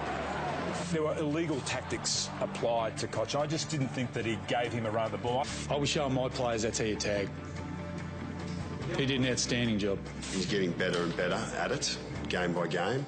I thought I was being held illegally. A bit of a shock. All the talk after the Richmond game that came out, I hadn't felt I'd played any differently to what I've been doing for the past 12 months. So I was watching all the footy shows and talk shows on the radio and just listening to it, and I sort of laughed to myself and just thought it was quite humorous more than anything. I wouldn't say there's anything different to really the way I've been playing now to what I've been doing the last 12 months.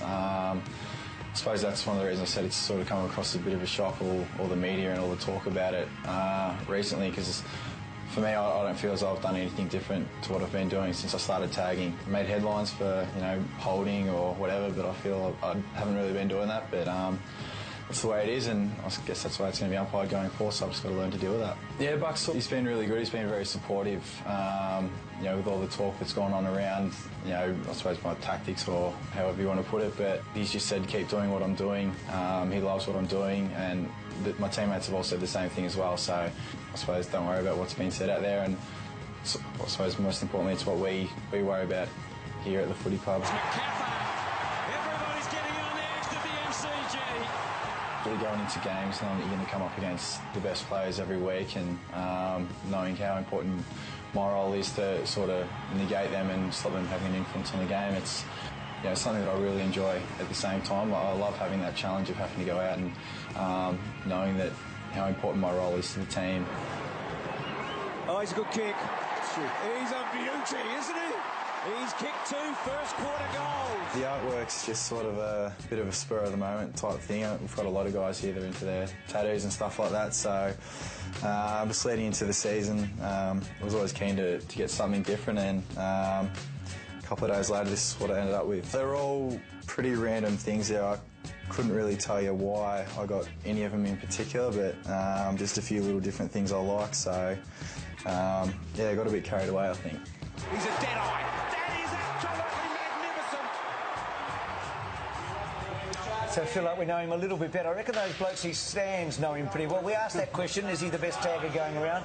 Would have been Ryan Crowley last year, this year Brent McCaffrey, so there's the answer. So can he keep a hold of Dangerfield? That will be a big part of the second half. Collingwood by a goal at half-time.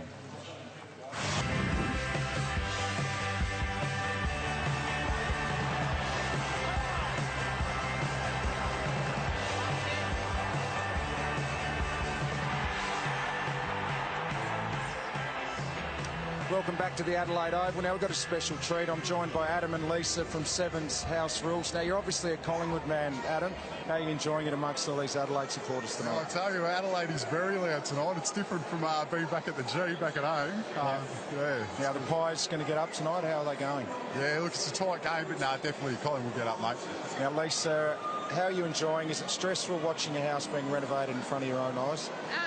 Yeah, look, it's a bit of a surreal feeling. I think, you know, that's our life savings in that house, so it's a bit strange, but it's good. It's enjoying it, though? Enjoying it, loving it. Now, a little birdie's told me you've got a dog called Buckley. Tell me it's not Arthur Nathan. What's going on? Yeah, I do, Richard. Yeah, we've got a dog called Buckley. Lisa wanted to get a dog, and I said, I'll get to name it. And until I said, what do you reckon of the name Buckley? She loved it, mate. And Lisa's from Brisbane, doesn't know anything about footy, so she's not too sure about Buckley. Didn't know who Buckley was. Now, the big reveal's Monday night. That it is. Looking forward to it? Yeah, we're pumped. Can't wait. Beautiful. We look forward to watching it on 7. The big reveal Monday night. Thanks, guys. Thank you. Well, Sando, the noise here is like nothing I've ever heard before. The intensity this week, very different to the Demons. Yeah, it's been a fantastic half from both teams. You know, it feels like a real arm wrestle out there. You've got to be careful what you say before it happens, but it feels like one of the sides is just going to score 2 or 3 quickly. It just feels like it's ready to explode, but hopefully that's us that can get a bit of a scoreboard advantage. But it's a fantastic game of footy. I mean, my heart's racing, but yeah, hopefully we can get on top here in this third quarter and see what happens. We'll walk to the to where you're heading, but Tech's nice return. I mean, he hasn't probably been rewarded for all his effort. Yeah, he's getting in the right positions. He's been a little bit fumbly. You can tell he's nervous, but the signs look good. He's moving really well. He's getting his hands on the footy. Just a couple of fundamental mistakes, which hopefully he settles down now in the second half. Pot bellies at half-time. This is like a nightclub. You haven't been to a nightclub for a while. No, about 25 years since I've been out, but no, this stadium, this crowd is fantastic. Yeah, this is a great place to play footy. Enjoy it. It's bloody good to watch. Thanks, Hamish. That it is, and the crowd noise is a real factor tonight. Interesting stuff, Lee. You're talking about the fact he feels like the game might break open, but he's not sure which team's going to do it. Well, I mean, that's obviously their tackling police have been outstanding. They did 55 tackles and a half of footy. That's just outstanding, and they're winning the clearances, the Crows. So you think if any side is going to really be able to break it open, it is Collingwood, unless can Walker get some ball around the 50-metre line. He's getting it up on the wing, but hasn't had a shot at goal. Can he add to their scoring power, and can Dangerfield get running into space? He's getting the ball right, Dangerfield, but the ones you notice are when he's able to run and just really create and take off with the footy. It's an iconic scoreboard, isn't it? It's one of the world famous scoreboards. It's strange. It looks like they should be playing a game of cricket. Hello Thursday, go Crows. So a one-goal game. Start the second half here at the Adelaide Oval. Thursday night, Collingwood lead by a goal. Pendlebury, what a first half. Tucked it under his arm. Kicks the ball to full forward. Cloak almost. Talia Cloak's been an interesting duel. Cloak hasn't hit the board just yet. Beams. So Beams and Pendlebury, that's a terrific smother. So much of the ball in the first half. 40 between them. Swan with 16 and a goal. Dangerfield 14, 8 clearances, but not much room to move. Hamish has come up after chatting to Sando, gets the headphones on. McCaffer taken off it. Pendlebury, well done. Witts fending off. Young wrong side for him. A bit of an up and under. Sloane sets himself. Belts from the back. Elliott, he also hasn't quite hit the board. Sloane, well done. Cameron's been important, Charlie Cameron, with those tackles. One bounce, two. Does he get it out? Well, it's a fumbly sort of handball to Walker. Walker's handball out wide. Can Betts break it? He does. It could open up. Betts to fall forward. Jenkins has been terrific. Oh, well done, Adelaide. Transition footy, Whitty, for the first time tonight. Pretty fortuitous, a few of those bits of play, but that's exactly what needs to happen for the Crows. They took the game on. Tex got involved through the middle of the ground. Eddie Betts backed himself here, and the times they've looked really dangerous, Adelaide, has been when Jenkins has been deep, one out against Keith, and they were able to manufacture that again. Charlie Cameron's lively, isn't he? Oh, I love him. Yeah, that run was critical to actually carry the ball for 20 metres. So Jenkins with 3 goals in the second quarter. This is his most difficult kick tonight. It's going across the face, and he's just missed. He's just looking so dangerous. He's monstering, Keith. Just too big, too strong. But Cameron's ability to just break the lines, he almost gave it back. But you've got to take the game on. He did. Lee, I know we've spoken about before, but he'd played 30-odd games when he was drafted. He played 5 in the SNFL. It's extraordinary to think he's out on this stage right now. A rookie list player promoted, and Adelaide have had some draft sanctions on the back of the Kurt Tippett affair, so it looks like they've found one there via the rookie draft. Well, Cloak hasn't been really able to be influential quite this evening. Little one from Blair to McCaffer. Dangerfield, well, reversed roles. This time Danger got Brent. Stay there, Brent! He's a fierce competitor, Dangerfield, and he wins that battle. Quickly moves it through the middle. McKay sweeps the handball. Yench by hand. Douglas got the first of the night for the Crows. Now to Sloane. Off a step. Jenkins, Cameron. Well, it's going to bounce in between all of them and bounce away from Betts, but to Walker. Not quite. The noise down there at halftime, it's hard to actually describe. When the music was on and the chanting, it's like Ibiza 97 backpacking. I don't remember a lot of it, but it was loud. Is it as much fun? Well, it was good fun there tonight. So Young, neat kick, good mark. Which you've been impressed with him, Lee, haven't you? Yeah, no, he's good. He's really promising. Young tucked it under, ran his full measure. McKay brought him down. Kicks to half forward, a good one-on-one. Elliott and Brown. Gee, Brown's been good. Maybe a bit stiff there. He got over his shoulder, boundary throw in. Clinton Young involved in that build-up there for Collingwood. It's not the marquee matchup, but Young and McKay is really important. They're playing both behind the ball and linking up through the middle of the ground. The player, or the club I should say, that gets better bang for their buck out of that particular matchup will go a long way to winning this game. Both ball carriers, aren't they? Yep. Young probably a better kick than McKay. Sloane had it ripped away. Pendlebury. High, long ball. Well, in the end, it was almost taken out of the air, but just bounced into the hands of Blair. Sweeps the handball. Short ball, Maxwell. Well, the umpire said 15. Oh, that's a short 15, isn't it? Yeah. It's an instantaneous decision by the umpire, isn't it? Was it 15, 14, 16? Let's have a look at it here. Yeah, I doubt if that's 15. Two and a, it's 1.5 goal squares. That's how I always look at it. Bob Beeman and a half. Yeah. So he's such a neat finisher. He's been a big part of this outfit since he debuted in 09. He's hardly missed since he debuted. He misses on this occasion. Minor score. Interesting to hear from Sando at halftime. He said, my heart is racing. Yeah. This is what it's all about. You know, he was honest. Yeah, no, anyone in the stadium, I think, has got the blood flowing. Season on the line stuff for the Adelaide Crows. They can't afford to drop any of their winnable games. They need to pinch a few with sides ahead of them. So this is their season in this next hour of football. Maxwell did well, and then side bottom to Lumumba to fall forward. Cloak almost. Blair's looked dangerous. And that one rolls through for a behind. It's the old-style Rover Blair in so many ways, isn't it? Yep, gets the fall of the ball. They're not sticking for Cloak, though. Tony's doing a good job, but he sort of sometimes getting done the two hands to the ball a bit, but just they're not sticking. And see Luke Ball coming off with the blood draw. Richo mentioned, Lee, that, and Travis mentioned it himself earlier in the year, if he doesn't start the game well, he struggles to get back in. He dropped that chest mark within the first minute of the game and hasn't looked like really getting a hold of it ever since. So ball goes into the repair shop. Everyone gets a breather. So much on the line for the Crows. They came in as underdogs, and the Pies in such imposing form. Ball, well, Cameron took it well. Just miscarriage. And it just bounced into his arms, found him in the end. Brown, Jacobs.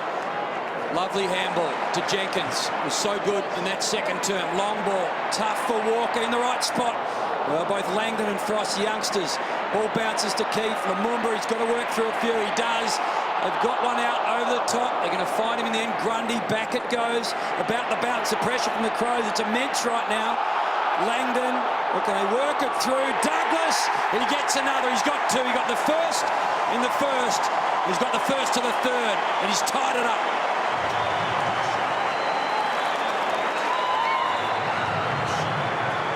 That's the first time Collingwood have panicked a bit in the back half. Yeah, no, Keith's not having a good night. Jenkins has got hold of him in the one-on-one contest, and then when he had to be composed under pressure, he's stressed because he's probably losing his individual contest, and that just created the indecision. The crowd phase a fair part to that as well. Yeah. The Adelaide players get into Keith after this. Oh, yeah, they know that he's just made the fumble. They know he's having a bad night. They're just going to really accentuate it. A bit of the burbling out there. So Douglas with a couple of goals. Adelaide doing well here. Kerridge can't quite break it. Jacobs, Topo, Walker to Kerridge. Kerridge up and under. Podsiadly and Maxwell. A couple of veterans, eh? They played against one another in that grand final. Free kick to Maxwell. The Crows are up to 62 tackles, which is their season average. They're working hard, aren't they? Yeah, I mean, there's no doubt they got their effort in the game, and we always just think Collingwood just look a bit more capable of scoring just a little bit more easier, but they're right in this game, the Crows. Well, for the first time, you feel like the Pies are slightly shaky. I mean, Maxi there, Keith a moment ago, some indecision. So maybe a moment here, the moment that Sando talked about has arrived, eh? Here's the vision, just letting Keith know he's had a dirty night in the one-on-one matchups. Tex, we often hears the spiritual leader, and the crowd plays a huge. This might be the birth of the 19th man here for the Crows. Well, Podsiadly, right, doesn't have the height over the top. The man just plays as a tall. He's only a small man. Wonderful article today from Peter Hanlon talking about how hungry he was to play AFL football, Jamie Elliott. He had a plan A, that was to play AFL, and no plan B, and it's working out just fine at the moment. Cloak couldn't take it. Talia, terrific mop-up. Little ground ball to Jenkins. Now who's there? Podsiadly won't get there. Maxwell, that loose man again. Double fist. The old-timer. Thompson off a step from 55. Has it got the bounce? It's a shocking bounce if you're a Crows fan. Beautiful if you're a Pie. The oval ball's got a mind of its own, hasn't it? Yeah. 9 times out of 10, it's just going to run through for a goal, but that time stood up on its end. Got to love Podsiadly tonight. Hasn't had a lot of the ball, but his positioning's been really good. It's kept Maxwell away, and it's giving the big man Jenkins those one-on-ones he's after. So Adelaide a point in front here. It's been a great game, really has. There was a moment in the second quarter, I think most of us thought that Collingwood were about to charge away. So here's the moment. It doesn't. Just amazing. Yeah. Gee, Wright did everything right. Yeah, he did. So Adelaide have come out very well in the second half. Jacobs, Mackay. Williams was courageous. Beams has been superb. On the left, getting it back towards Pendlebury and Kerridge. Pendlebury puts the tackle on and wanting a free, but a ball. So that arm wrestle that Sando talked to Haim about at half-time, that's typical of what we're seeing so far tonight. Well, they've got Matt Crouch as their sub, a first-year player who's going to come on at some stage with fresh legs. Jeez, it's a cauldron to come into, isn't it? Well, Jamie Elliott just watches bets. Quick give, Dangerfield. Tough ball for Pods, took it cleanly, but the artist, formerly known as Harry O, was right there. Well, just on the point of the sub with a small like Matt Crouch. Given the Adelaide Crows key forwards, would you take one of them off, or would it be a like for like, you think? Well, certainly not Jenkins, Podsiadly. No, but I'd rather leave Podsiadly, the whole three of them. They all look they're all dangerous. What can Betts do? In the pocket, just across the face, Podsiadly. Well, brilliant stuff, Pods. Has he taken the mark? He has. Then go. Tristan, I'll sort it out. I'll sort it out. Just back on my arm, James. James, back on my arm. You stay where you are, Harry. Go back on that line, James, and we're fine. Taylor, back a metre. Taylor, a metre. How's he going to construct this? The banana, the right foot inside out? Yeah, Looks go like the the right right foot. footer. That's Yanni, thank you. So this. I mean, he's done this plenty of times before.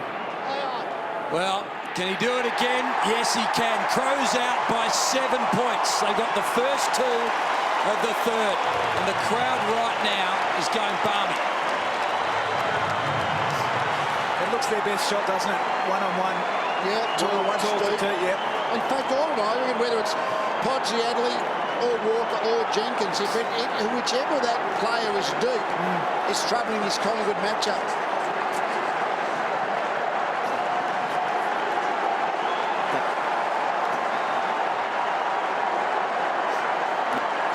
Eddie Betts had too much space there from that stoppage too. He just gave him a bit of a leg rope.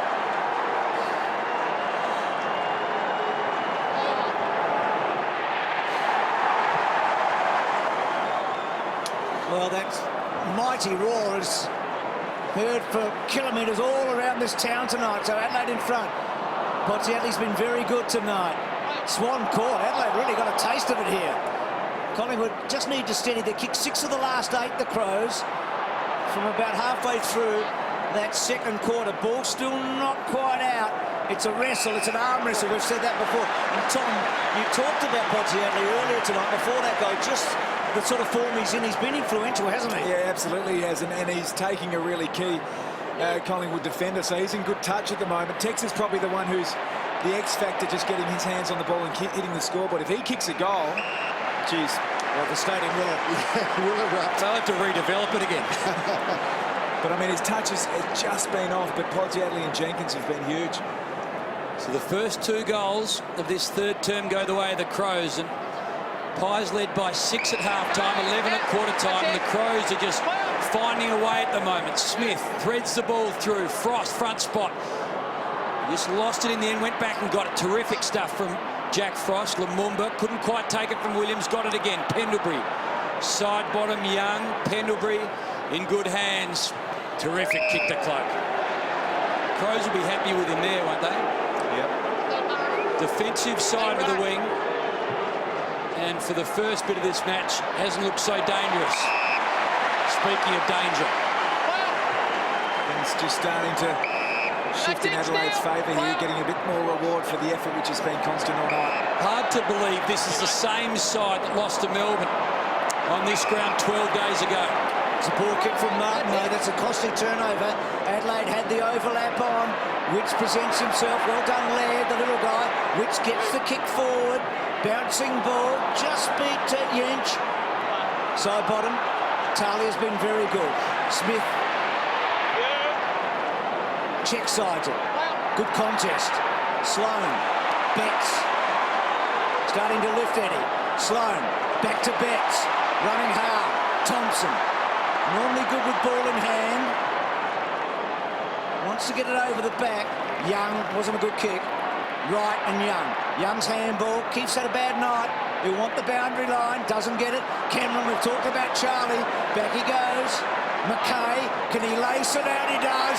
And Josh might go all the way here. Got Cameron free. What does he do? Was it Betts? Well, he's too slow. Can Eddie take the markers? Poor play by Jenkins. Yeah, should have got him, nailed the goal. He's within kicking distance. That's a real waste. Eddie's getting busy. He's looked good, actually, in the third quarter. Just holding on now, Collingwood, for this part of the game. They've got their players back in defence, no run forward, because really they know the momentum's all with the Crows. And we talked about Matthew Crouch as the Adelaide sub, Sam Driver the sub for Collingwood. You'd get the feel that would also be a like-for-like, a midfielder off, a midfielder on. I can't see any major structural changes. I think they still need both Witts and Grundy as tall players out there. So Kerridge still watching every move Pendlebury makes. Pendlebury winning the battle at the moment. Ball buys some territory. Crows, couple there. Goldsack, terrific stuff to Cloak. Podsiadly put the pressure on, so Pod's doing it all over at the moment. So too Jamie Elliott. He's going from one end of the ground to the other. 1 metre, please, Brody. Thank you. Maxwell free off the back of the stoppage here. Podsiadly picked him up. So Jenkins giving Jacobs a bit of a breather. Kerridge finds his man. And Douglas, the one-on-one now. Walker, Frost. Well, almost. Walker gave it off. Dangerfield. Good clean pick up. Almost dropped the football. And Kerridge, well, McCaffrey was right there. We'll get pinged here. Collingwood are about to pull their sub. Dwyer has taken the red vest off, so we're just waiting to see who will be subbed out of the game. Any ideas, Richard? Has there been any indication? No, no indication yet. They're waiting to come off the ground, so I'll let you know as soon as they do. Thanks, mate. McCaffrey's kick's not a good one. It's a poor kick. That's a lazy kick, isn't it? Would you leave the two tools out there, Luke? Jesse White's the other tool, of course. Yeah, you can always use Jesse White as a backup ruckman, so maybe they'll just try and, one less tall. That's often what happens in the sub decision. Yeah, take whips.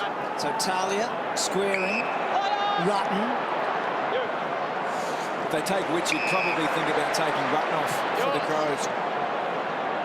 So Podsiadly quickly in. Maxwell, well done. Jenkins, Williams, Sloan cut it off. Back to Sloan, back to Sloan. Takes a long time. Twists and turns. Right, Charlie Cameron. Welcome to the big time.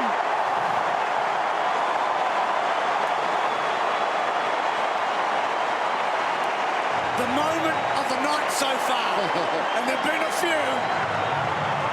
It's reached a crescendo. There is a lot of feeling and emotion in the game. A lot of the build-up was around Tex Walker. You've got a young player playing his first game. His family's here. He's involved himself in the contest from the very get-go with inside 50 tackles. And this is big. Well, this is just epic by the Crows. They just kept pushing forward. It wasn't pretty. The young man gets on the end of it, and he is pumped. And the crowd is unbelievable down here. It definitely is having an effect on this game. Wicks is the man that's been subbed out, but they are so loud, and the Crows are feeding off it. Hadn't picked up a Sherrin until he was 15. He's the 199th player to play for the Crows, and the Crows have kicked 6 of the last 8, and right now lead by 13. They're looking dangerous. Over the top, Spills, Maxwell did well. Low ball, well, just a little bit of a fumble in the end. Dwyer, who's just on the ground. Langdon, they combine. Dwyer with the fresh legs inside. So the ball, just misses his man. Now the pressure of the crowd, the pressure of the Crows players. Collingwood just aren't handling it at the moment. Now they're the ones that are really feeling the heat. Well, why it's going to be interesting for Collingwood. So Rutten's his direct opponent at the moment. If they can stretch Adelaide with their tools forward, Rutten will have to stay out there. Therefore, Crouch will have to come on for a midfielder. But, geez. So Jacobs, good tackle by Douglas. Gee, Adelaide certainly, their tackling has been outstanding. They're 70 now, Bruce. 70 tackles to Collingwood's 48. Well, Sando said to you before the match, we're going to be harder to score against tonight. That has happened so far. A lot of footy to be played. It's probably a 50-50 match right now. I mean, Adelaide with all the momentum, but Collingwood can get out of tricky situations. Ben Hart, of course, twice at best at Ferris at the Crows when we talked in the three-quarter time. And with the Pies, of course, what a player he was, Ben Hart. Couldn't he read a game? Magnificent, wasn't he? I said 6 of the last 8, 7 of the last 9 for the Crows, Mac. So Tuvey off a step. Right now, all momentum with the Crows. We spoke earlier how Collingwood play in front of 54,000 on an average. They don't often get 54,000 cheering against the opposition. That never happens in Melbourne. The last time the Crows beat the Pies was round 1, 2009. Tex was on debut, kicked a goal with his first kick. Now, they're a long way from having a win, but right now, the Crows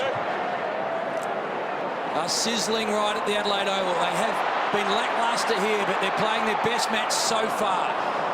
That's disappointing. I think Collingwood have been forced to put Maxwell over onto Jenkins. He just had the better of Keith. Keith now onto Podsiadly, so But all three of the big Adelaide tours look dangerous if they get a chance to get a one-on-one contest. The side bottom. I reckon at the start of the game, the Crows were really Walker conscious. They went to him every time, and halfway through that second quarter, they realised they had some other options in Jenkins and Podsiadly, and they've provided a bit more of a headache for Collingwood. I think Beams was 19 at half-time. He's 21 now, so he's been stifled a little in this third term. Dangerfield's been interesting in this quarter. He's sort of played across half-back a bit and he's been able to hold them up a bit. Jenkins just too big there, but Maxie recovered. Maxwell, Frost, Langdon, what a young player he is. Got that one smothered. Yench has to sit and wait. Can he use it, Yench? He can. He's got Pods. Biggest moment of the match now. I mean, the biggest emotional moment was Charlie Cameron a moment ago. But this is the biggest kick of the match now. Well, you mentioned Charlie Cameron. He was involved. He put on the pressure chase, which ultimately led to Langdon having his ball. Just watch him here. Langdon's backed himself in. He's under a bit of strife. The kick gets smothered, turnover to Adelaide. They're invaluable, those quick forwards, aren't they? Yeah. Get a bit of the ball, kick a goal or two, but just keep pushing the opposition defence under pressure with the hard, quick chase. Well, Adelaide trailed by 15 points at one stage. So much resting on this kick, I reckon. Not going to come back. So, a real opportunity goes for Adelaide. But Podsiadly's been fantastic. And the Crows continue to impress here. Both quarters thus far late. Collingwood have kicked a goal. They'll be hoping for the same. So the oldest man on the ground not able to kick a major, but they might get another opportunity here. Martin. He's got Crows streaming everywhere inside 50, pleading for the football. Top of the square. Who's there? Dangerfield. Langdon was there. Look at Eddie. What can he manufacture? Off the knee. Still in.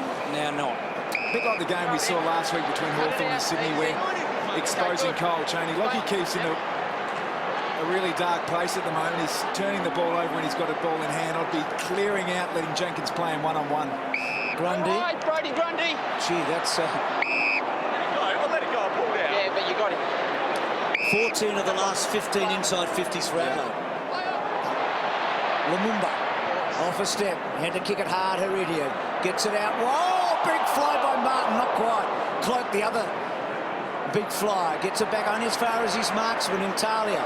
Kerridge goes hard and long and low, and Frost did well, and so did Maxwell. Maxwell off that step. Keefe, we've talked about his night.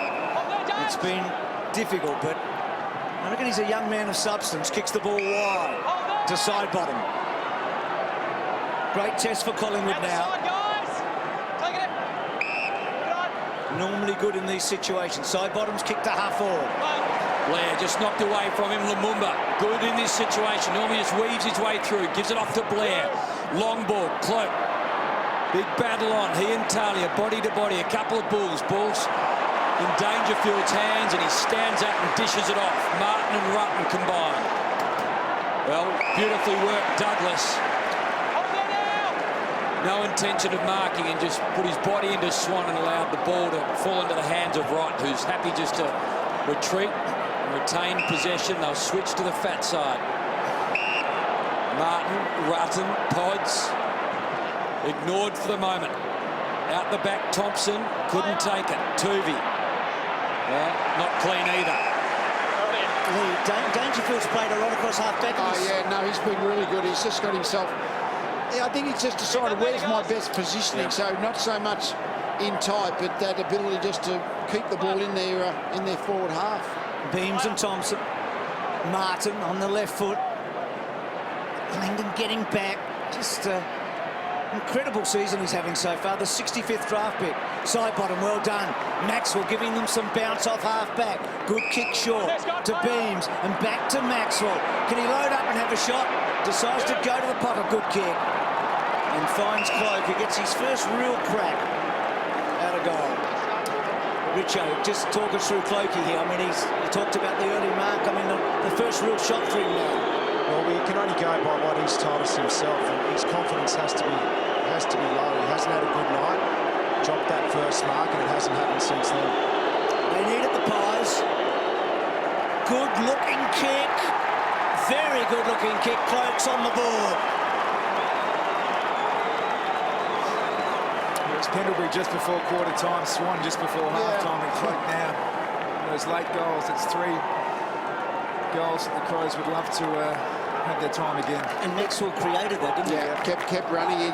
He's been great, Taylor. That's the only time almost for the night where Cloak has got the gap, been able to separate and take an uncontested mark. But, yeah, the run out of defence, eventually, Collingwood haven't been able to generate that. Maxwell took the punt, overlapped.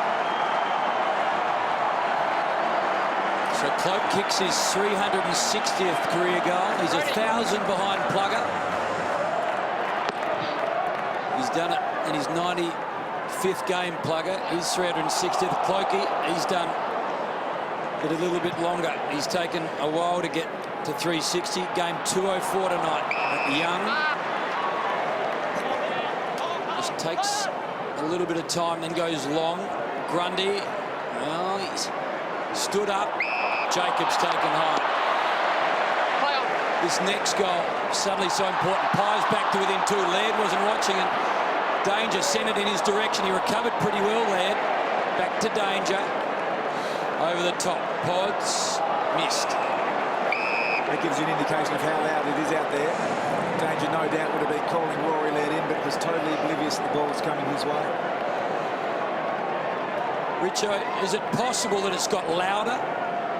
Oh, no doubt this quarter with the Crows getting a run on, and they've had 17 inside 50s. They've really lifted the crowd, and you can see the players really getting energy out of it. Dangerfield's had 9 disposals of this team, had 14 to half-time, so it's had a huge influence here. Still hasn't been able to hit the board, the scoreboard, that is. He's made a conscious decision to play back half, sort of from centre back, and 15 contested possession shows the way he plays, but he's certainly dictating where he wants to be on the football ground to Brent McCaffrey. He must be exhausted. He's ridden into the ground and gets a free kick.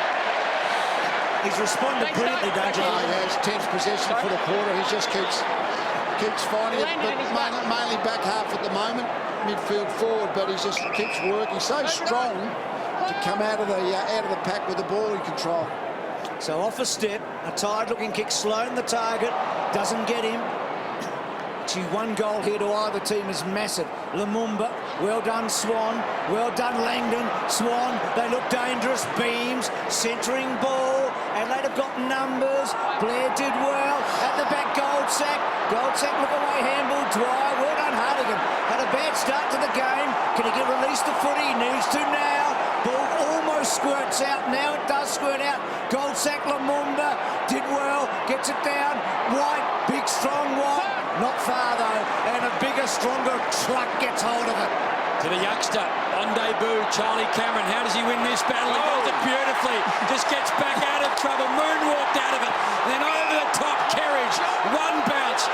Listen to this if he goes over the top. He will. Jenkins. Well, did he get it in time? Can't hear it. I don't reckon anyone can hear the siren down here. That was so loud you could not hear the siren. Well, this is interesting. Have they paid the goal? Who said footy's not exciting? Taylor! I think they've waved the flags. Taylor! Keep going. Taylor, don't go back there. Don't go back there. Well, that's when the 19th man comes into play. Siren, whether it went or not, was unable to be heard. Siren's gone. I think they've only just realised the siren's gone right now. Yeah, they're still setting up here. The players are all lining up. No one knows the siren's gone down here. Okay. Score review official, can you have a look to see whether the ball was kicked before the siren? Yeah. We're actually reviewing it, okay? Because we didn't hear it, so I'm going to review it. No access to the siren, guys. So you can hear the umpires asking the question. It's one improvement they can make at the stadium. They are. The SRO are checking. It's actually a terrific siren. The noise is just... SRO. We don't have the siren, mate, so we can't review that one. Okay, goal stands. That's a goal. It's a goal. That's massive. Why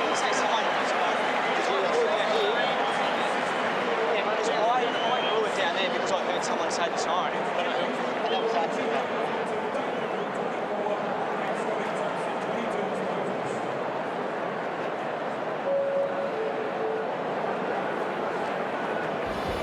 So we go to the break believing that Adelaide lead. Yes, Adelaide lead. We know that by 14 points. And Jenkins has kicked 4.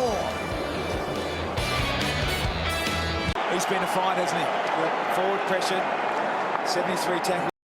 And let's listen to the closing stages of that third quarter.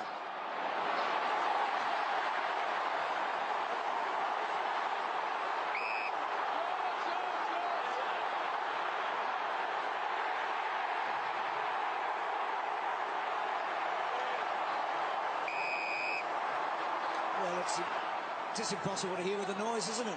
No, if that's what the umpires heard, then you can hear the siren a few seconds or two after he kicked it. Maybe whether it went prior to that, well, only the guy who blew the siren probably really knows.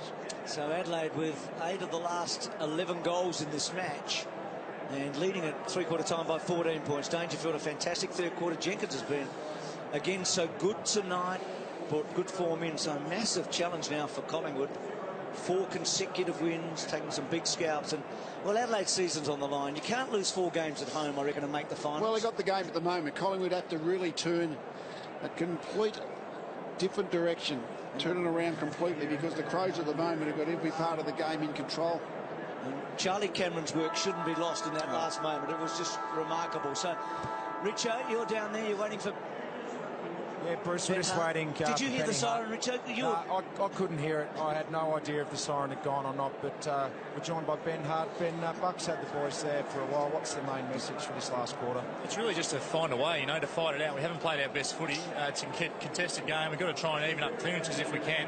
Just get the ball forward and see if we can find a way. You've really stifled your run and transition. Obviously, you're going to need to get that going to score. How do you do that? Yeah, well, it's just about being brave with the footy. We haven't had great use of the footy for one, but we've also been going slow on down the line, so we've got to take some risks and try and get through the corridor. Thanks, Ben.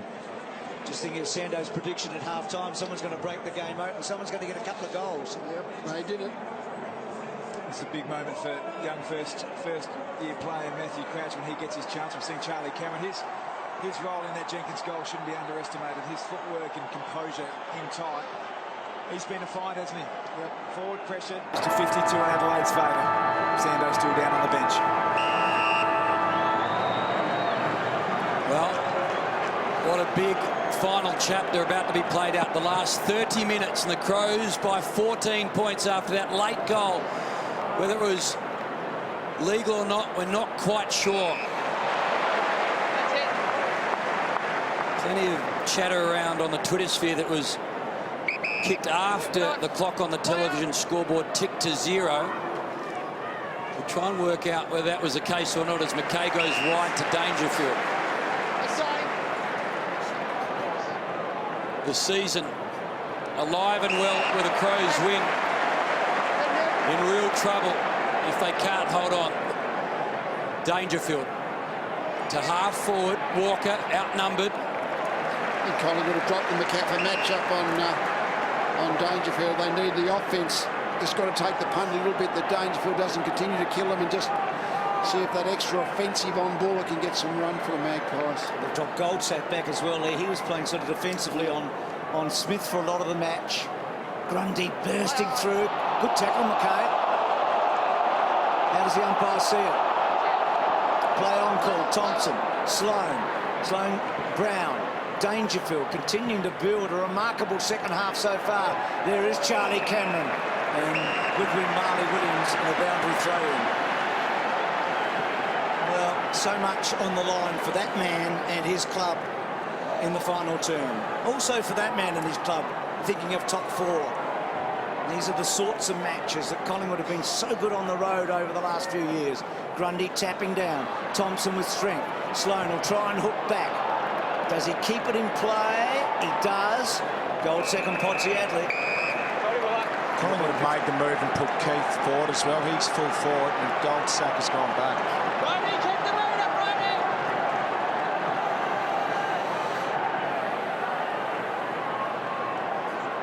So early stages. How can the Crows manufacture the next? How do the Pies find a few? So, Tommy, just back to that goal. The umpire didn't hear the siren. The clock ticked out of time. It's still the umpire's whistle. That's my understanding, Hamish, yes. So goal stands. With Jacobs, bouncing ball. Podsiadly front spot. Got a heap of Pies to deal with. Frost tries to work his way through. He's happy to concede. So too the skipper. Interesting role now for Brent McCaffrey. So they've released him from Dangerfield. He's playing forward. We know he's been able to kick goals. He came into the AFL system as a forward, but he's got to get himself mentally attuned to playing forward and attacking football.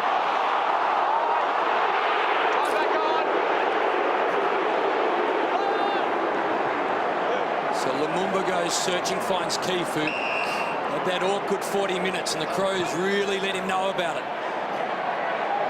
Cloak, that big physical presence who hasn't left a big imprint yet. Okay, look at the clock here. So, clock on the left, down to 0. It's after the countdown clock. Yeah. So the but umpire, before the whistle. It's the umpire that calls the end of the quarter, isn't it? Correct. So, Cloak almost. Lynch, Rutten. One thing for certain, it's not the last we've heard of it, I've got the feeling. No, Hardigan to Mackay. Inboard to Kerridge. Now, on his own, Charlie Cameron, but Kerridge goes to Sloan. Sloan getting busy here. Sloan to 4 forward. Cameron gets back and fills the hole. It was a really interesting play that. So Charlie Cameron was alone in the middle of the ground. Texas so emotionally involved in this game. He spoke to the players at three-quarter time and took the leadership role. Gives it off. Smith goes with a long ball, but he misses. But back to Cameron's. He was the loose man in the middle, and Sloan was the other free player. The Collingwood player went to go to Sloan, which freed up Cameron when he had the wherewithal to find the space. So Jacobs the intercept and quickly inside to Mackay. The Pies flood back. Jenkins, first lead, ignored. Walker, the second, ignored. And now just to a contest. Tough work for Jenkins. Couldn't quite get taken cleanly by Young. Does he make an effort, umpire? I said earlier, not Cameron. The more you watch him, he's just so much like Michael Walters. Yeah, he is. That really lively, bouncy, sort of small, medium forward. Geez, and got the speed to chase and speed to get there on offence as well. And his first port of call is to put defensive pressure, isn't it? How he got himself out of those two Pies that were tackling earlier to set up that last goal, I'm not sure. Thompson! So a couple of behinds early in the final term. Will they prove costly? Can the Pies manufacture a couple of quick goals? Plenty of time. A few of the prime movers getting a spell at the moment. Dangerfield's off for the Crows. Young hooked that out on the forward. I feel like this is the moment for Adelaide to win the game because Collingwood are a bit away. Collingwood are under siege. Yeah. I mean, they are totally under siege. The ball's been really the game's in the Crows' forward half. But Lee, if they can absorb the next 5 minutes, they can win. But Adelaide need to win the game here, you feel, because they're right on top. Well, he's done it again, has he, Charlie? No, Betts marks. So Charlie Cameron and Eddie Betts running hard now. Two small forwards at the same time. No, he's got to think his way through this. He should have a shot. He must have a shot for goal. And he does. And Adelaide are going to be hard to beat now.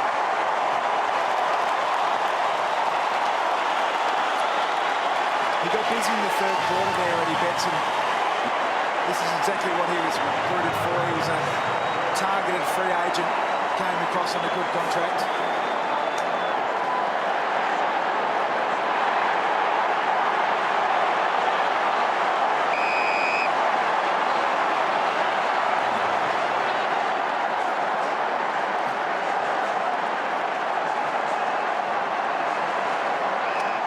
Let's go back to the end of the third quarter and watch the umpire here. Jenkins, the clock goes down. All clear goal. Then he signals the end of the quarter. That's it. So Adelaide with the big lead of the match. 5 goals 7 to 1 goal 2 since half-time. Betts gets the first of the last. Crows get out to 16 points. The biggest lead of the match. The Pies did lead by 15. Mate, when the home side with this crowded fever pitch, it just becomes an energy. It just adds to the players. It's amazing how that emotional support can turn to physical energy. I'm looking at the old clock. Adelaide by 23. I've got the champion data stats that haven't clicked over. So 23 after it was the Pies by 15. So things not quite working as they should perhaps this afternoon or this evening. So we've played just on 7 minutes. 23-point margin. And they're rolling along. Smith, been fantastic, Smith. Douglas. Yench. Touched on the way through. Walker's presented pretty well. Back to Yench off a step. Not a great kick. The Courage might have given away a free kick. Look how quick Cameron is over the ground. He gave Pendlebury about 10 metres there. Well played, Pendlebury. Gets to Young. Lovely kick. Cloak. Free kick short. Hands in the back. Even runs like Michael Walters, Charlie Campbell. Yeah. So Cloak, can he wind it up and get it right to the front of the square? He does. Keefe is down there. Adelaide have the numbers. Douglas belting it away. And a boundary throw in. Which I just noticed that Dane Swan's been off the ground for a while, about 5 minutes. He's okay, I'm assuming. Well, I think he's back on now, Swanee. Yeah, he is. He's out there now. So, yeah, he's fine. But Adelaide have just shut down their midfield. Dane Beams has been quiet. Scotty Thompson has been running around with him. It's just been a great defensive effort. Well, Beams, pressure was hot. 23-point leaders, the Crows. The hysteria continues, the noise. And tell you how well they're going. They haven't used their sub, and we're getting towards halfway through the last quarter. I think Brenton Sanderson's not sure who should take off, so he's just leaving as is. So Matty Crouch continues to watch on. Dangerfield through heavy traffic. Squirts the ball to Podsiadly again. Doing it all over the ground, Pods. Important goal earlier. It's been good, Pods. He's got a huge tank, a really great athlete. The oldest man out there just works the ball down the line. Jenkins for a front spot. Martin in the end. It's been okay, Martin. Let's go over your mark, 5 metres. 5 metres. Lee, I didn't think Dangerfield would get the 3 votes if he didn't kick a goal tonight, but I've got a feeling you might the way. Yeah, his just second half has been outstanding. He just keeps bursting the ball clear from the congestion now. Martin off that step to half forward, walk at the target. Langdon's been superb. Although Jenkins' role in the game, to me, he's probably been the most important player. He's just been the key forward that stood up and kicked goals to keep in the game before they totally took over control. So Collingwood need 5 goals, you reckon, to win? Because you think Adelaide are going to get at least 1 more. Dwyer couldn't quite find Swan. He went and found the football, but the Crows have got their hands on it at the moment. Dangerfield slapped it to McKay. He in turn to Jacobs. Where's Betts? Front spot. Langdon knocked it to Frost. Loops over the top. Again, Goldsack. Both ends doing the work. Long ball. McCaffer. Smith should have the speed here. Favourable bounce. Threads it through. Rutten. Not a heap of speed, but precise with the kick. Well, the noise when Taylor gets anywhere near it is as loud as it gets. Just need another forward. Collingwood, they've had Cloak as an anchor there, but they haven't really had Jesse White. They're trying now. Lockie Keefe is that high half forward. And the other one's Elliott. Elliott's kicked a goal in every game this year, but not tonight. Yeah, Luke Brown's done a terrific job on him for the Crows. The wrestler's on. Jacobs just tapped it in the Sloane direction. Ricochets to Dangerfield. He was under pressure, loss of football. Here's Jamie Elliott. They need one right now, the Pies. Through Beams, no one at home. Keefe sprints. They work it around, side bottom. McCaffer's the option. Again, Keefe. He's run deep. He's the only option, really.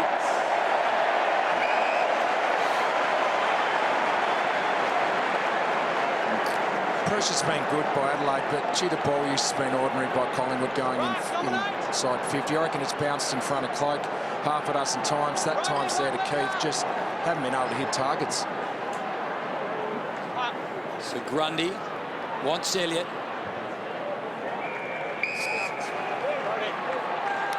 There's still plenty of time, Lethal, but you feel the momentum right now is with the Crows. Oh, absolutely. You know, they need a goal from this rare entry into their forward line, Collingwood, just to try and get a little bit of a sniff back.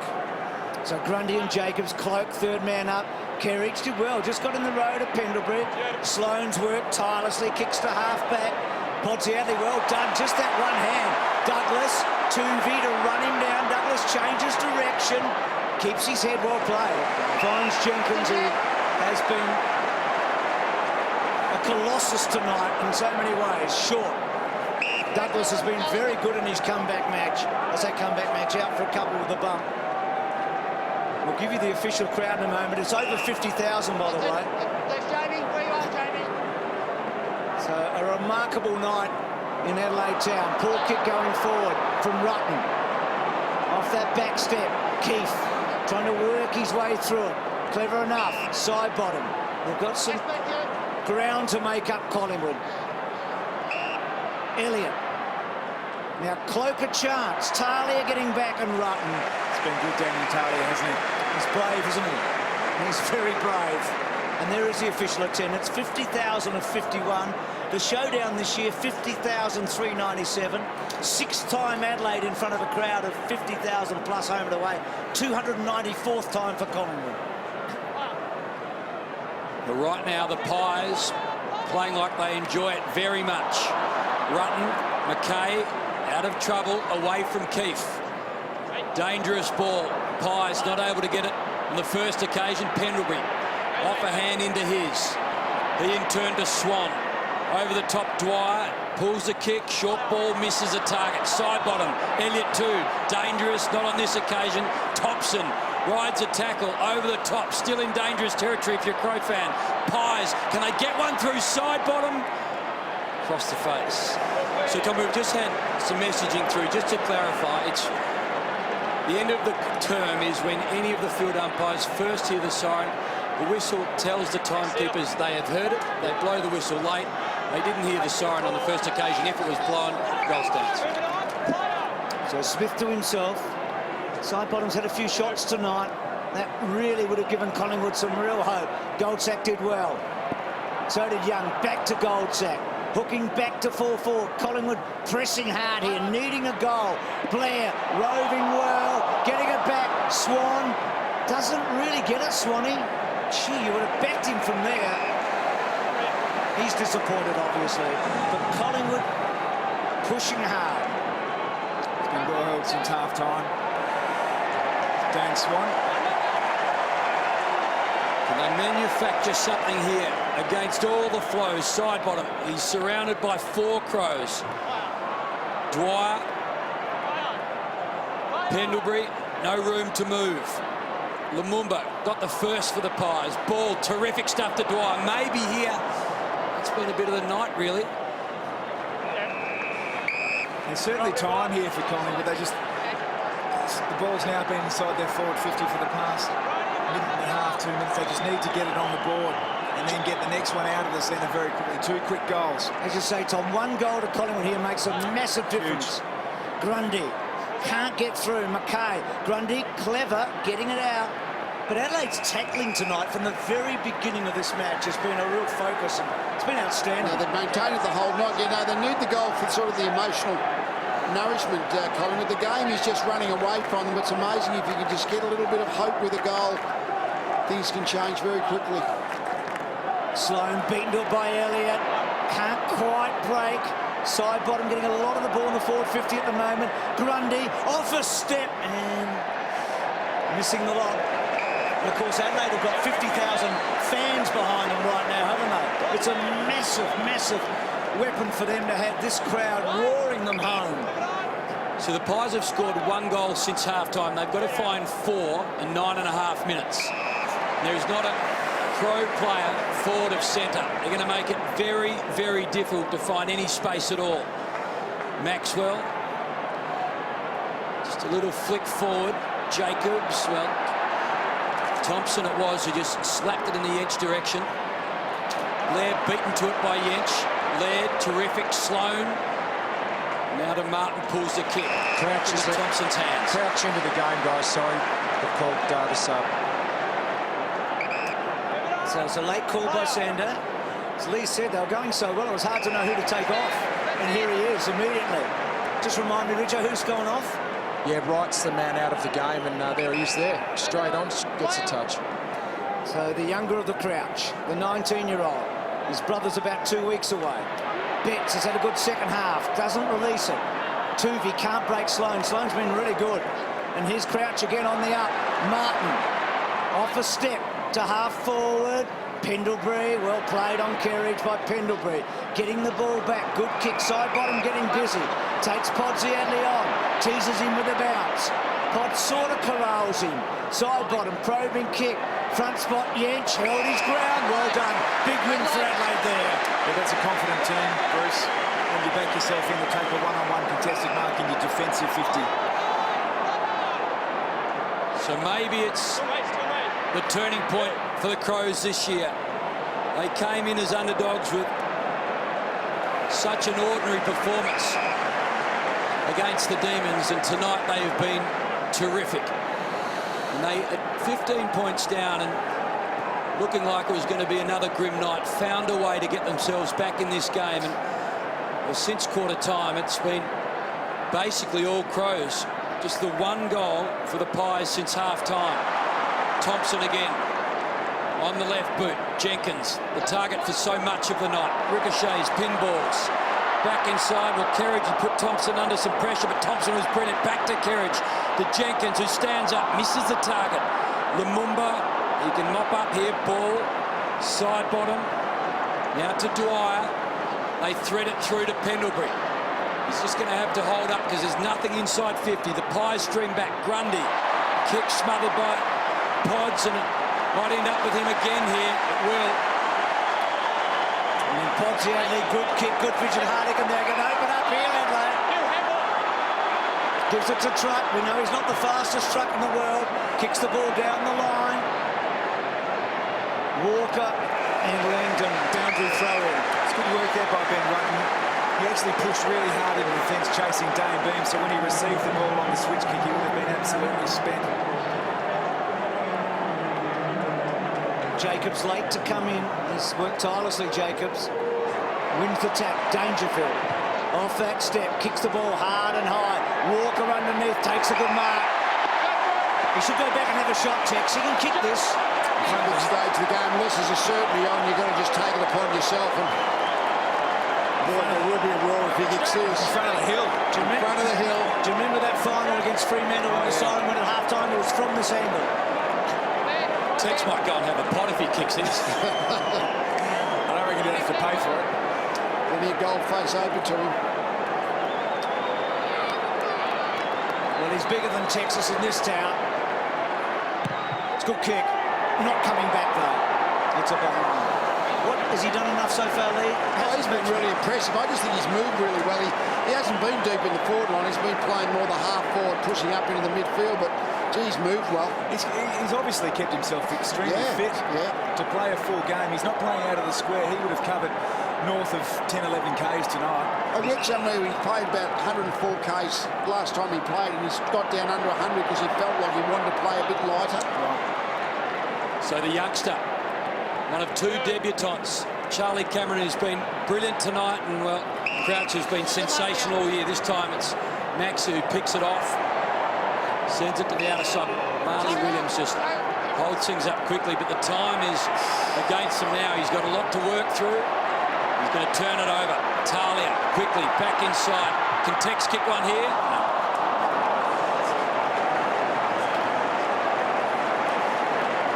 Well, the mullet has gone, the Mo's arrived, and Tex is back.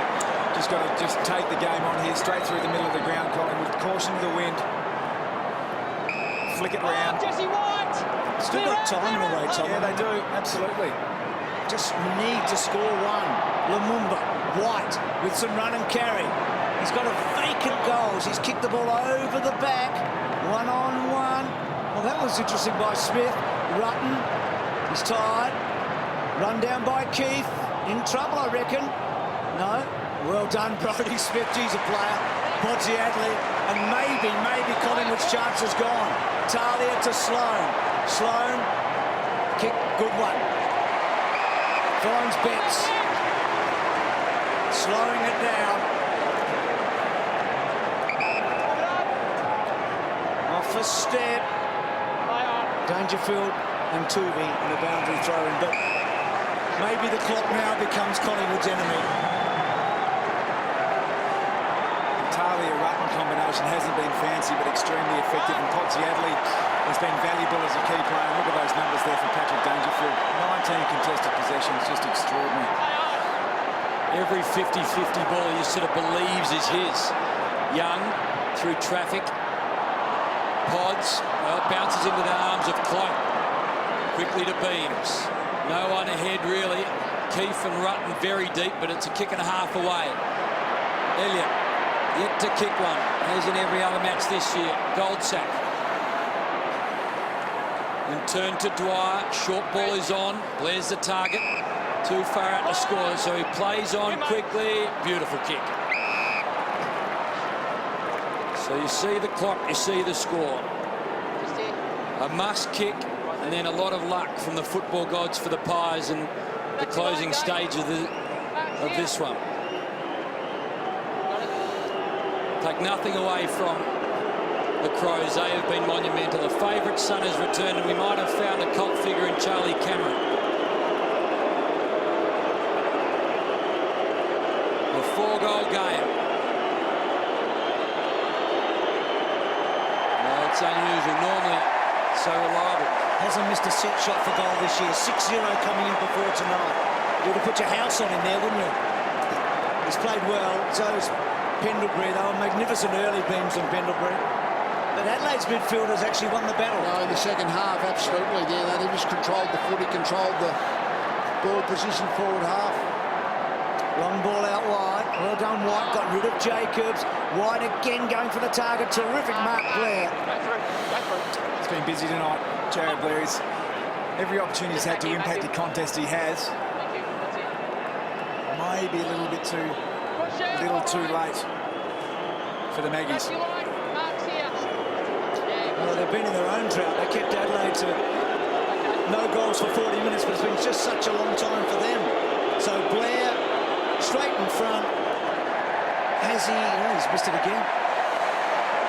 Well, Bucks talked about kicking efficiency before the game, and not meant to be. Well, surely their chance is now gone.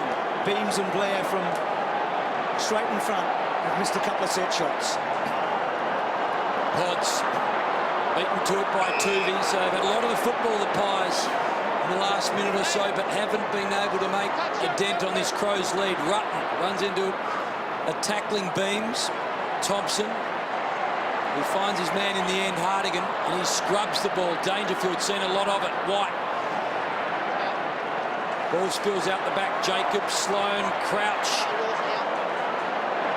And now McKay with speed over the top. Would settle for Tex. Not quite. Pendlebury. But it's been a big crowd, and it's going to be a big win to the Crows. A couple of the unsung heroes for the Crows tonight. Luke Brown's been terrific on Jamie Elliott across half-back. We've spoken about Talia as well. Some of those defenders have really stood up when it's mattered for the Crows. Sando would be happy about that. Jacobs, Thompson, he's like a battering ram, Thompson.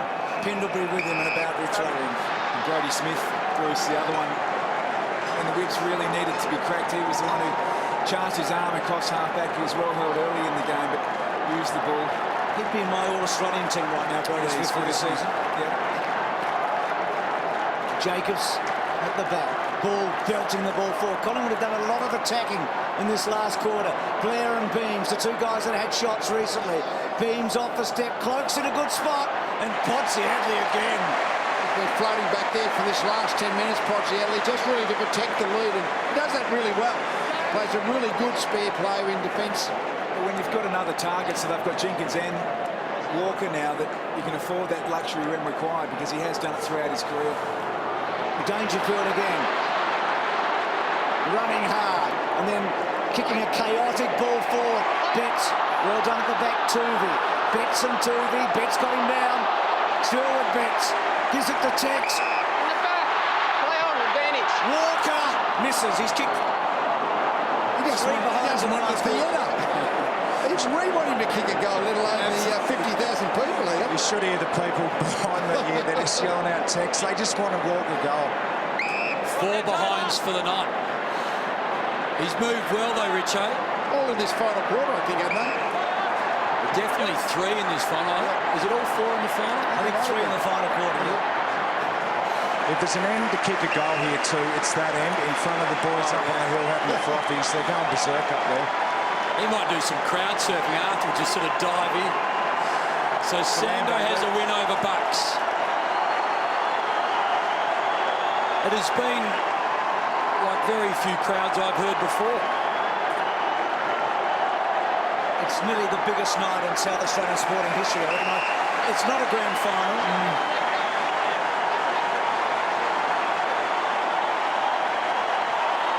I think the 50,000 people here will agree with that, Macca. I was going to say, Lee, but it feels like one right now. It's hard to describe how it feels here at the Adelaide Oval. So Blair, just one last forward thrust perhaps for the Pies. And well, Pods. Leo Barry-esque. I was on a plane with Leo Barry today. He would have been proud of that. But it's been as enjoyable a night of the footy. Grand finals aside, I think tonight's just been a fantastic spectacle for footy fans. There's been some big names play here at the Adelaide Oval. We've got the Pies and Tex in one night for the first time, but the Crows will be the winners. And maybe something after the siren for the Pies, but tonight it was all the Crows.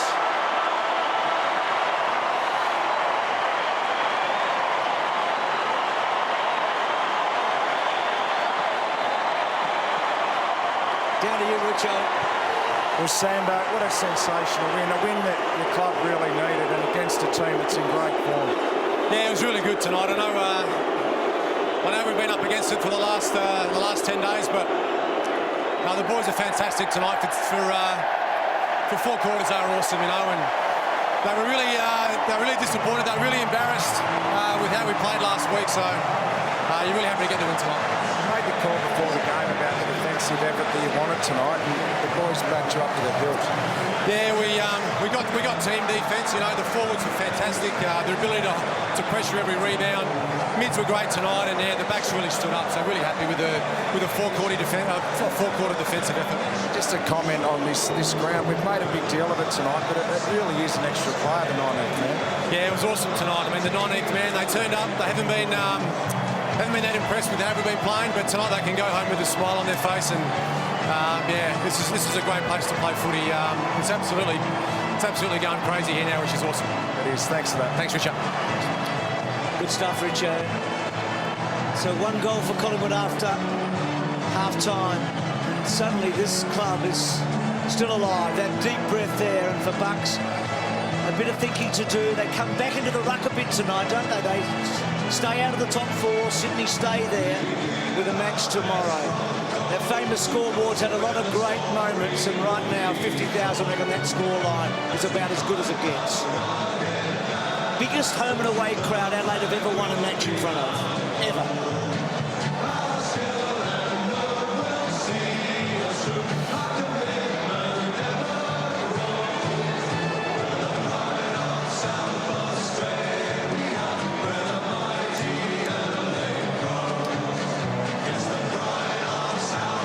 Sense, Macca, was important for the Crows tonight, seeing the Port haven't lost here, and the Crows had been a bit disappointing. It was important just to get that big win. Oh, massive. I mean, huge. I mean, this is everything for them tonight. This is their season on the line. Get back to 4-4, get your equilibrium back, and that line in the sand had been drawn, and they actually rubbed it out. Over to you, Richo. There's the skipper, Nathan Van Berlo, who was put on the injury list, by the way, this week for Charlie Cameron. So Nathan Van Berlo, they put him on the injury list, so Charlie Cameron could play. Let's go down to you, Matthew. Well, Danger, you're pretty happy, mate. What a sensational win for your club. It was, Richard. We've really set ourselves for the last 10 days. It hadn't been an enjoyable break because of the performance that we put in against Melbourne, and we spoke about it during the week, and we really owed it to the crowd because they've supported us throughout the whole season, and we hadn't won a game here. So for us to win tonight is pretty special. It's easier said than done to just turn it around like that, though. Can you put your finger on what it was? Oh, look, we spoke about just a real even contribution from everyone, relentless pressure on the ball. which I think we really did tonight. We started really poorly for really the majority of the season, so I thought we started well tonight. We applied that pressure, and most importantly, we maintained it for the majority of the game.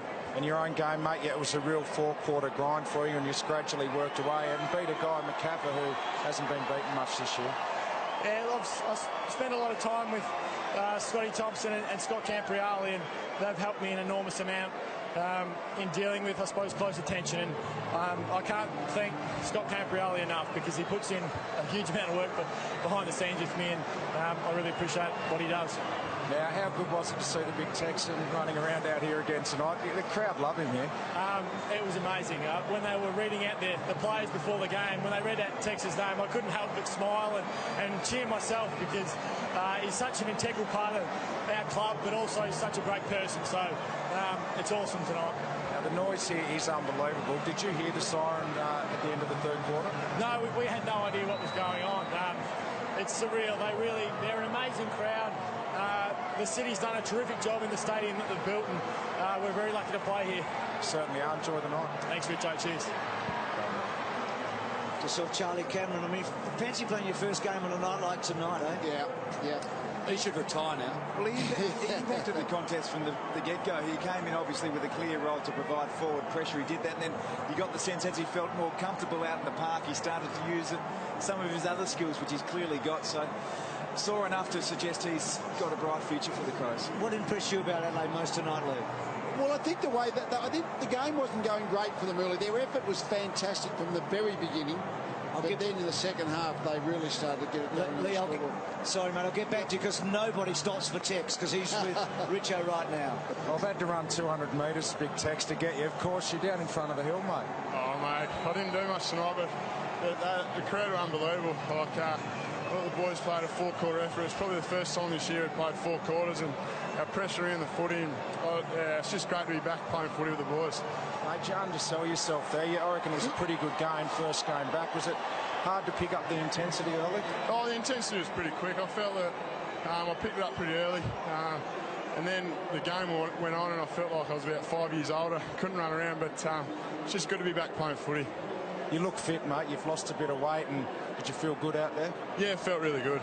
Knees, I'm super confident with the work that I've done over the last 12 months with Duncan Kellaway, and I dropped a couple of kilos just to carry myself around a little bit better, and it's just a good win.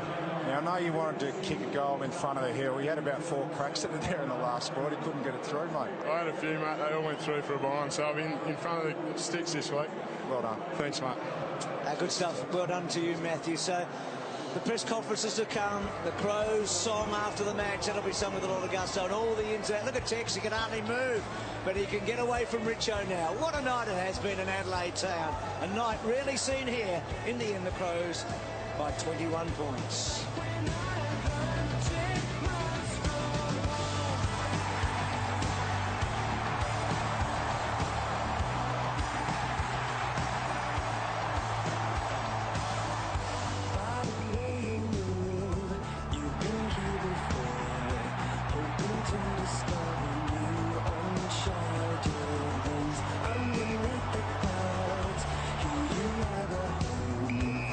if you can understand this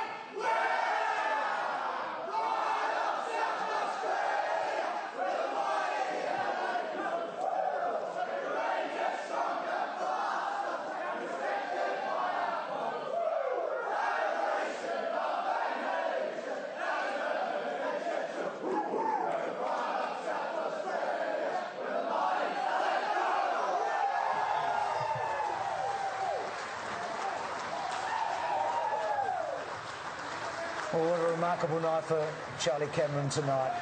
First game, and there he is with Texas, eh? So Adelaide get home, just one goal for Collingwood after half-time. Adelaide 76-55, more than 50,000 tonight. It was just a remarkable evening. So what does that matter to the ladder? Well, Collingwood looked like they'd be a top 4 team after tonight. Well, they didn't get past Sydney, so they're stuck on 5. They're still certainly very much in the 8, but that's their first loss in their last 5. And for Adelaide, it keeps them in touch. They get on the peloton, so to speak, don't they? They get amongst the action, and you feel as if they're still very much a part of 2014. Josh Jenkins 4 tonight in a very low-scoring game. I mean, a huge impact. He's kicked 17 goals this season. He equalled a career high tonight. Well, I think his performance to get the ball and really get Keith nervous and lost his composure, and I think that was when Adelaide really started to turn the game. So I thought Jenkins' role was maybe the most critical on the ground. He was the big target when certainly Collingwood, Clay couldn't do it for Collingwood. And from a structural point of view, Tex Walker played a lot of the game further up the ground, and Podsy Adley towards the end when the game needed to be saved put himself across half-back. So they had their 3 weapons there for the first time this year. Throw in Charlie Cameron as another small with Eddie Betts. All of a sudden, in fact, Brendan Sanderson this week said, we think we've got a forward line that may be the envy of the competition by the end of the year. It looked pretty good tonight. No doubt about that. And Josh is with Matthew Richardson in the rooms. Well, Josh, congratulations on your game. A terrific effort, but you're the man of the moment. You had that kick right on the siren. Could you hear the siren out on the ground? No, not at all. I did try and get it on the boot as quick as possible because I knew it was late in the quarter, and yeah, I'm not sure whether I got it off in time or not, but they've given me the 6 points and I'm not giving them back. No, you don't give it back. No. It's definitely a goal. The umpire signals the end of the quarter. Your forward line functioned pretty well, I reckon, after quarter time. You really got separation and got one-on-one contests. Yeah, we felt if we could isolate the Collingwood backs. I mean, they play really well together, but if we could get some separation and get some 1v1s, we felt like we were going to be dangerous. I think we didn't use the ball that great early in the game either, which didn't help, but the longer the game went, you know, I think all the boys got on the scoreboard, and it's just a shame Big Tex couldn't get one through the sticks. Yeah, we wanted one for Tex. Big, tall players, you want the crumbus around your feet. You've got 2, but tell us about young Charlie Cameron. Oh, he's exciting. I mean, you know, he comes from remote Western Australia, and it's a big transition for him, but, you know, to come off a rookie list and in his first year and, you know, put on a show like he did tonight, he was electrifying, won some amazing contests, and we'll keep him level-headed, and we'll suit him up again next week. We'll keep an eye on him then tonight. Well done. Will do. Thanks, mate. Thanks, mate. Good luck. He's from the mining town of Newman, 1,100 k's north of Perth, 400 k's south of Port Hedland, Charlie Cameron. And his mum and dad left yesterday morning at 6 o'clock to make it here. Charlie the miner and Virginia and his girlfriend came as well. It was a heck of a night. Great story. Patrick Dangerfield, at half-time, we felt like, you know, McCaffrey probably kept him under control. He had a remarkable second half, didn't he? Well, he was getting the ball in the first half, but not really getting it in space. And like any player, really, you get the ball inside, that's great. But if you can actually get out and carry it a little bit, that's what Dangerfield. When he does that, that's when he's at his very best. I think he sensed the moment of the game midway through the third quarter and positioned himself in the back half, and all of a sudden McCaffrey's finding himself in a different position where he's playing forward, but he's really playing defence, and got a bit lost, and all of a sudden the game's being played on Patrick Dangerfield's terms, and he's had 12 clearances, which is a personal best, and really set the tone for the Crows. It was a great co-captain's game. I think it was an outstanding individual performance. And as he's doing that, Swanee's only getting 5 disposals after half-time, you know, 2 in the third and 3 in the final quarter. What about the tackling tonight? Oh, the tackling pressure by the Crows was fantastic all night. They got up to about 92 in the end. So if you get over 80 tackles a game, that's a fair indication that your pressure on the opposition is at really elite level. So they were really good in that area. Started from the very first contest, and Charlie Cameron, he'd laid 4 in the first quarter as a first-game player, and to have 92. And when you start to push up towards 100, that's a big night. Their average is 62, and it was clearly a focus for the coach. And there he is there with his beautiful wife, Veronica, from the Czech Republic. They've got a baby girl, Christina, at home, so Sando can go home tonight pretty content down by the bay, Macca. Yeah, I know, he's just around the corner. Only the second time they've had 90 tackles in a match ever, the Crows, ever. So will they make the 8? Well, there you go. So they're 4-4, and it's a 50-50 call right now. So what do you reckon? That's about good percentages, I reckon. I think it's been a biased crowd all night, though, don't you? But they're in with a chance. A lot better chance than they had before tonight. It was a remarkable night. Yeah, Charlie Cameron was in tonight. There's a cult figure in town.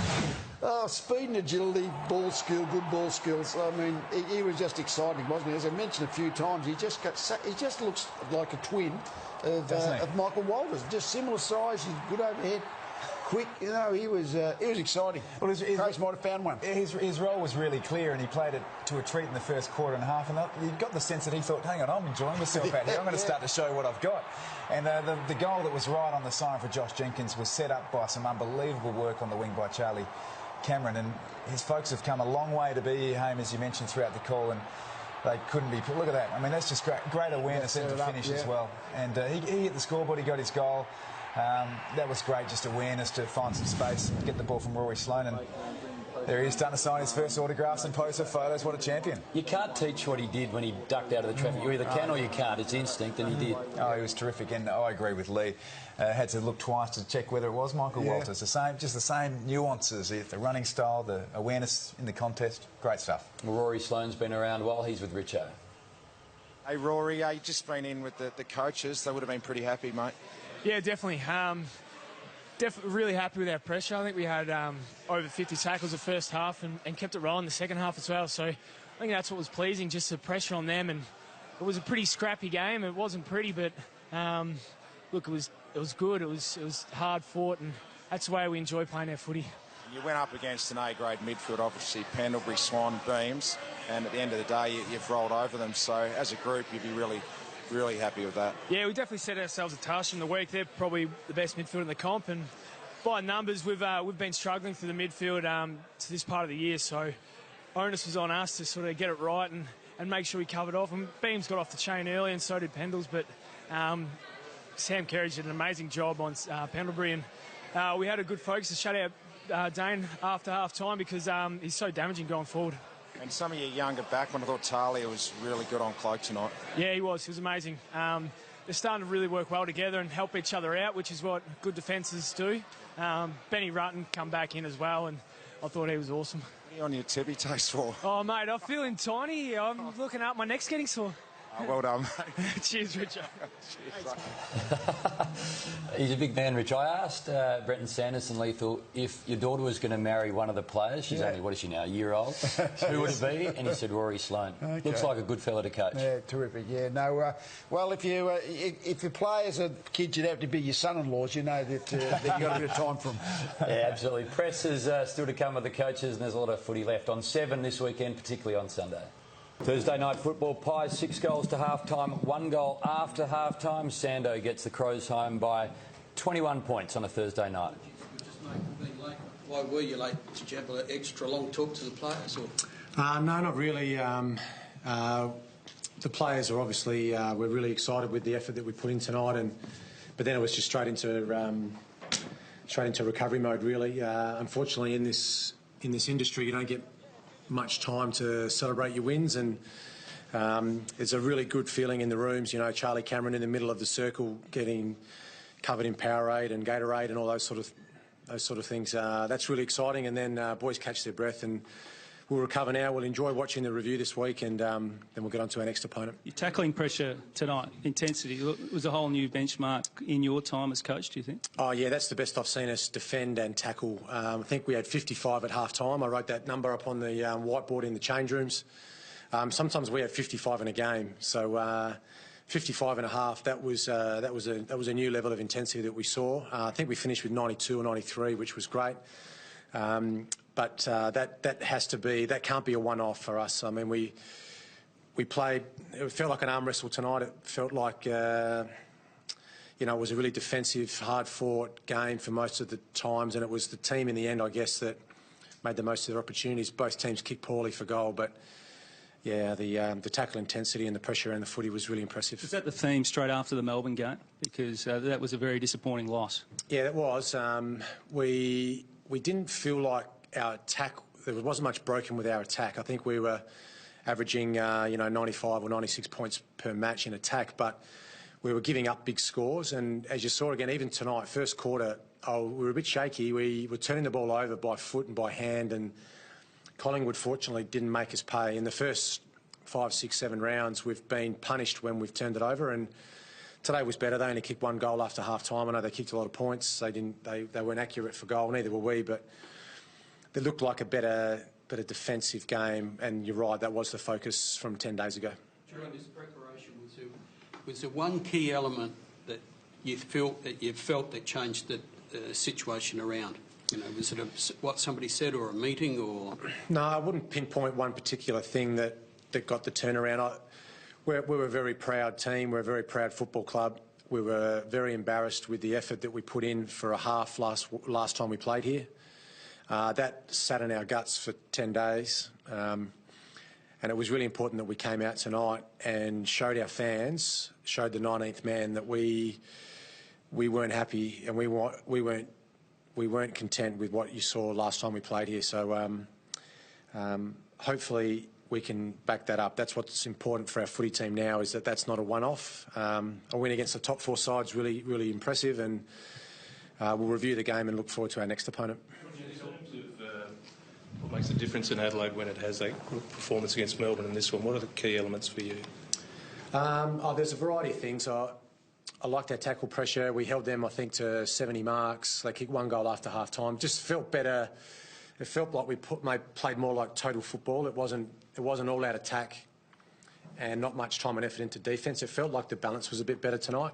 And also, too, I think guys were really clear tonight on their role. So, you know, Talia's role on Cloak, I mean, that's really easy to define. But, you know, we saw Charlie Cameron tonight just provide defensive pressure. I think the Collingwood defenders felt nervous when Charlie was in the area, and we weren't expecting a huge game from him, but he just played his role. So I could almost go through the 22 players. You know, poor old Matt Crouch only got about 10 minutes of footy tonight, but it just felt like the 21 we had there playing executed their roles exactly how we wanted.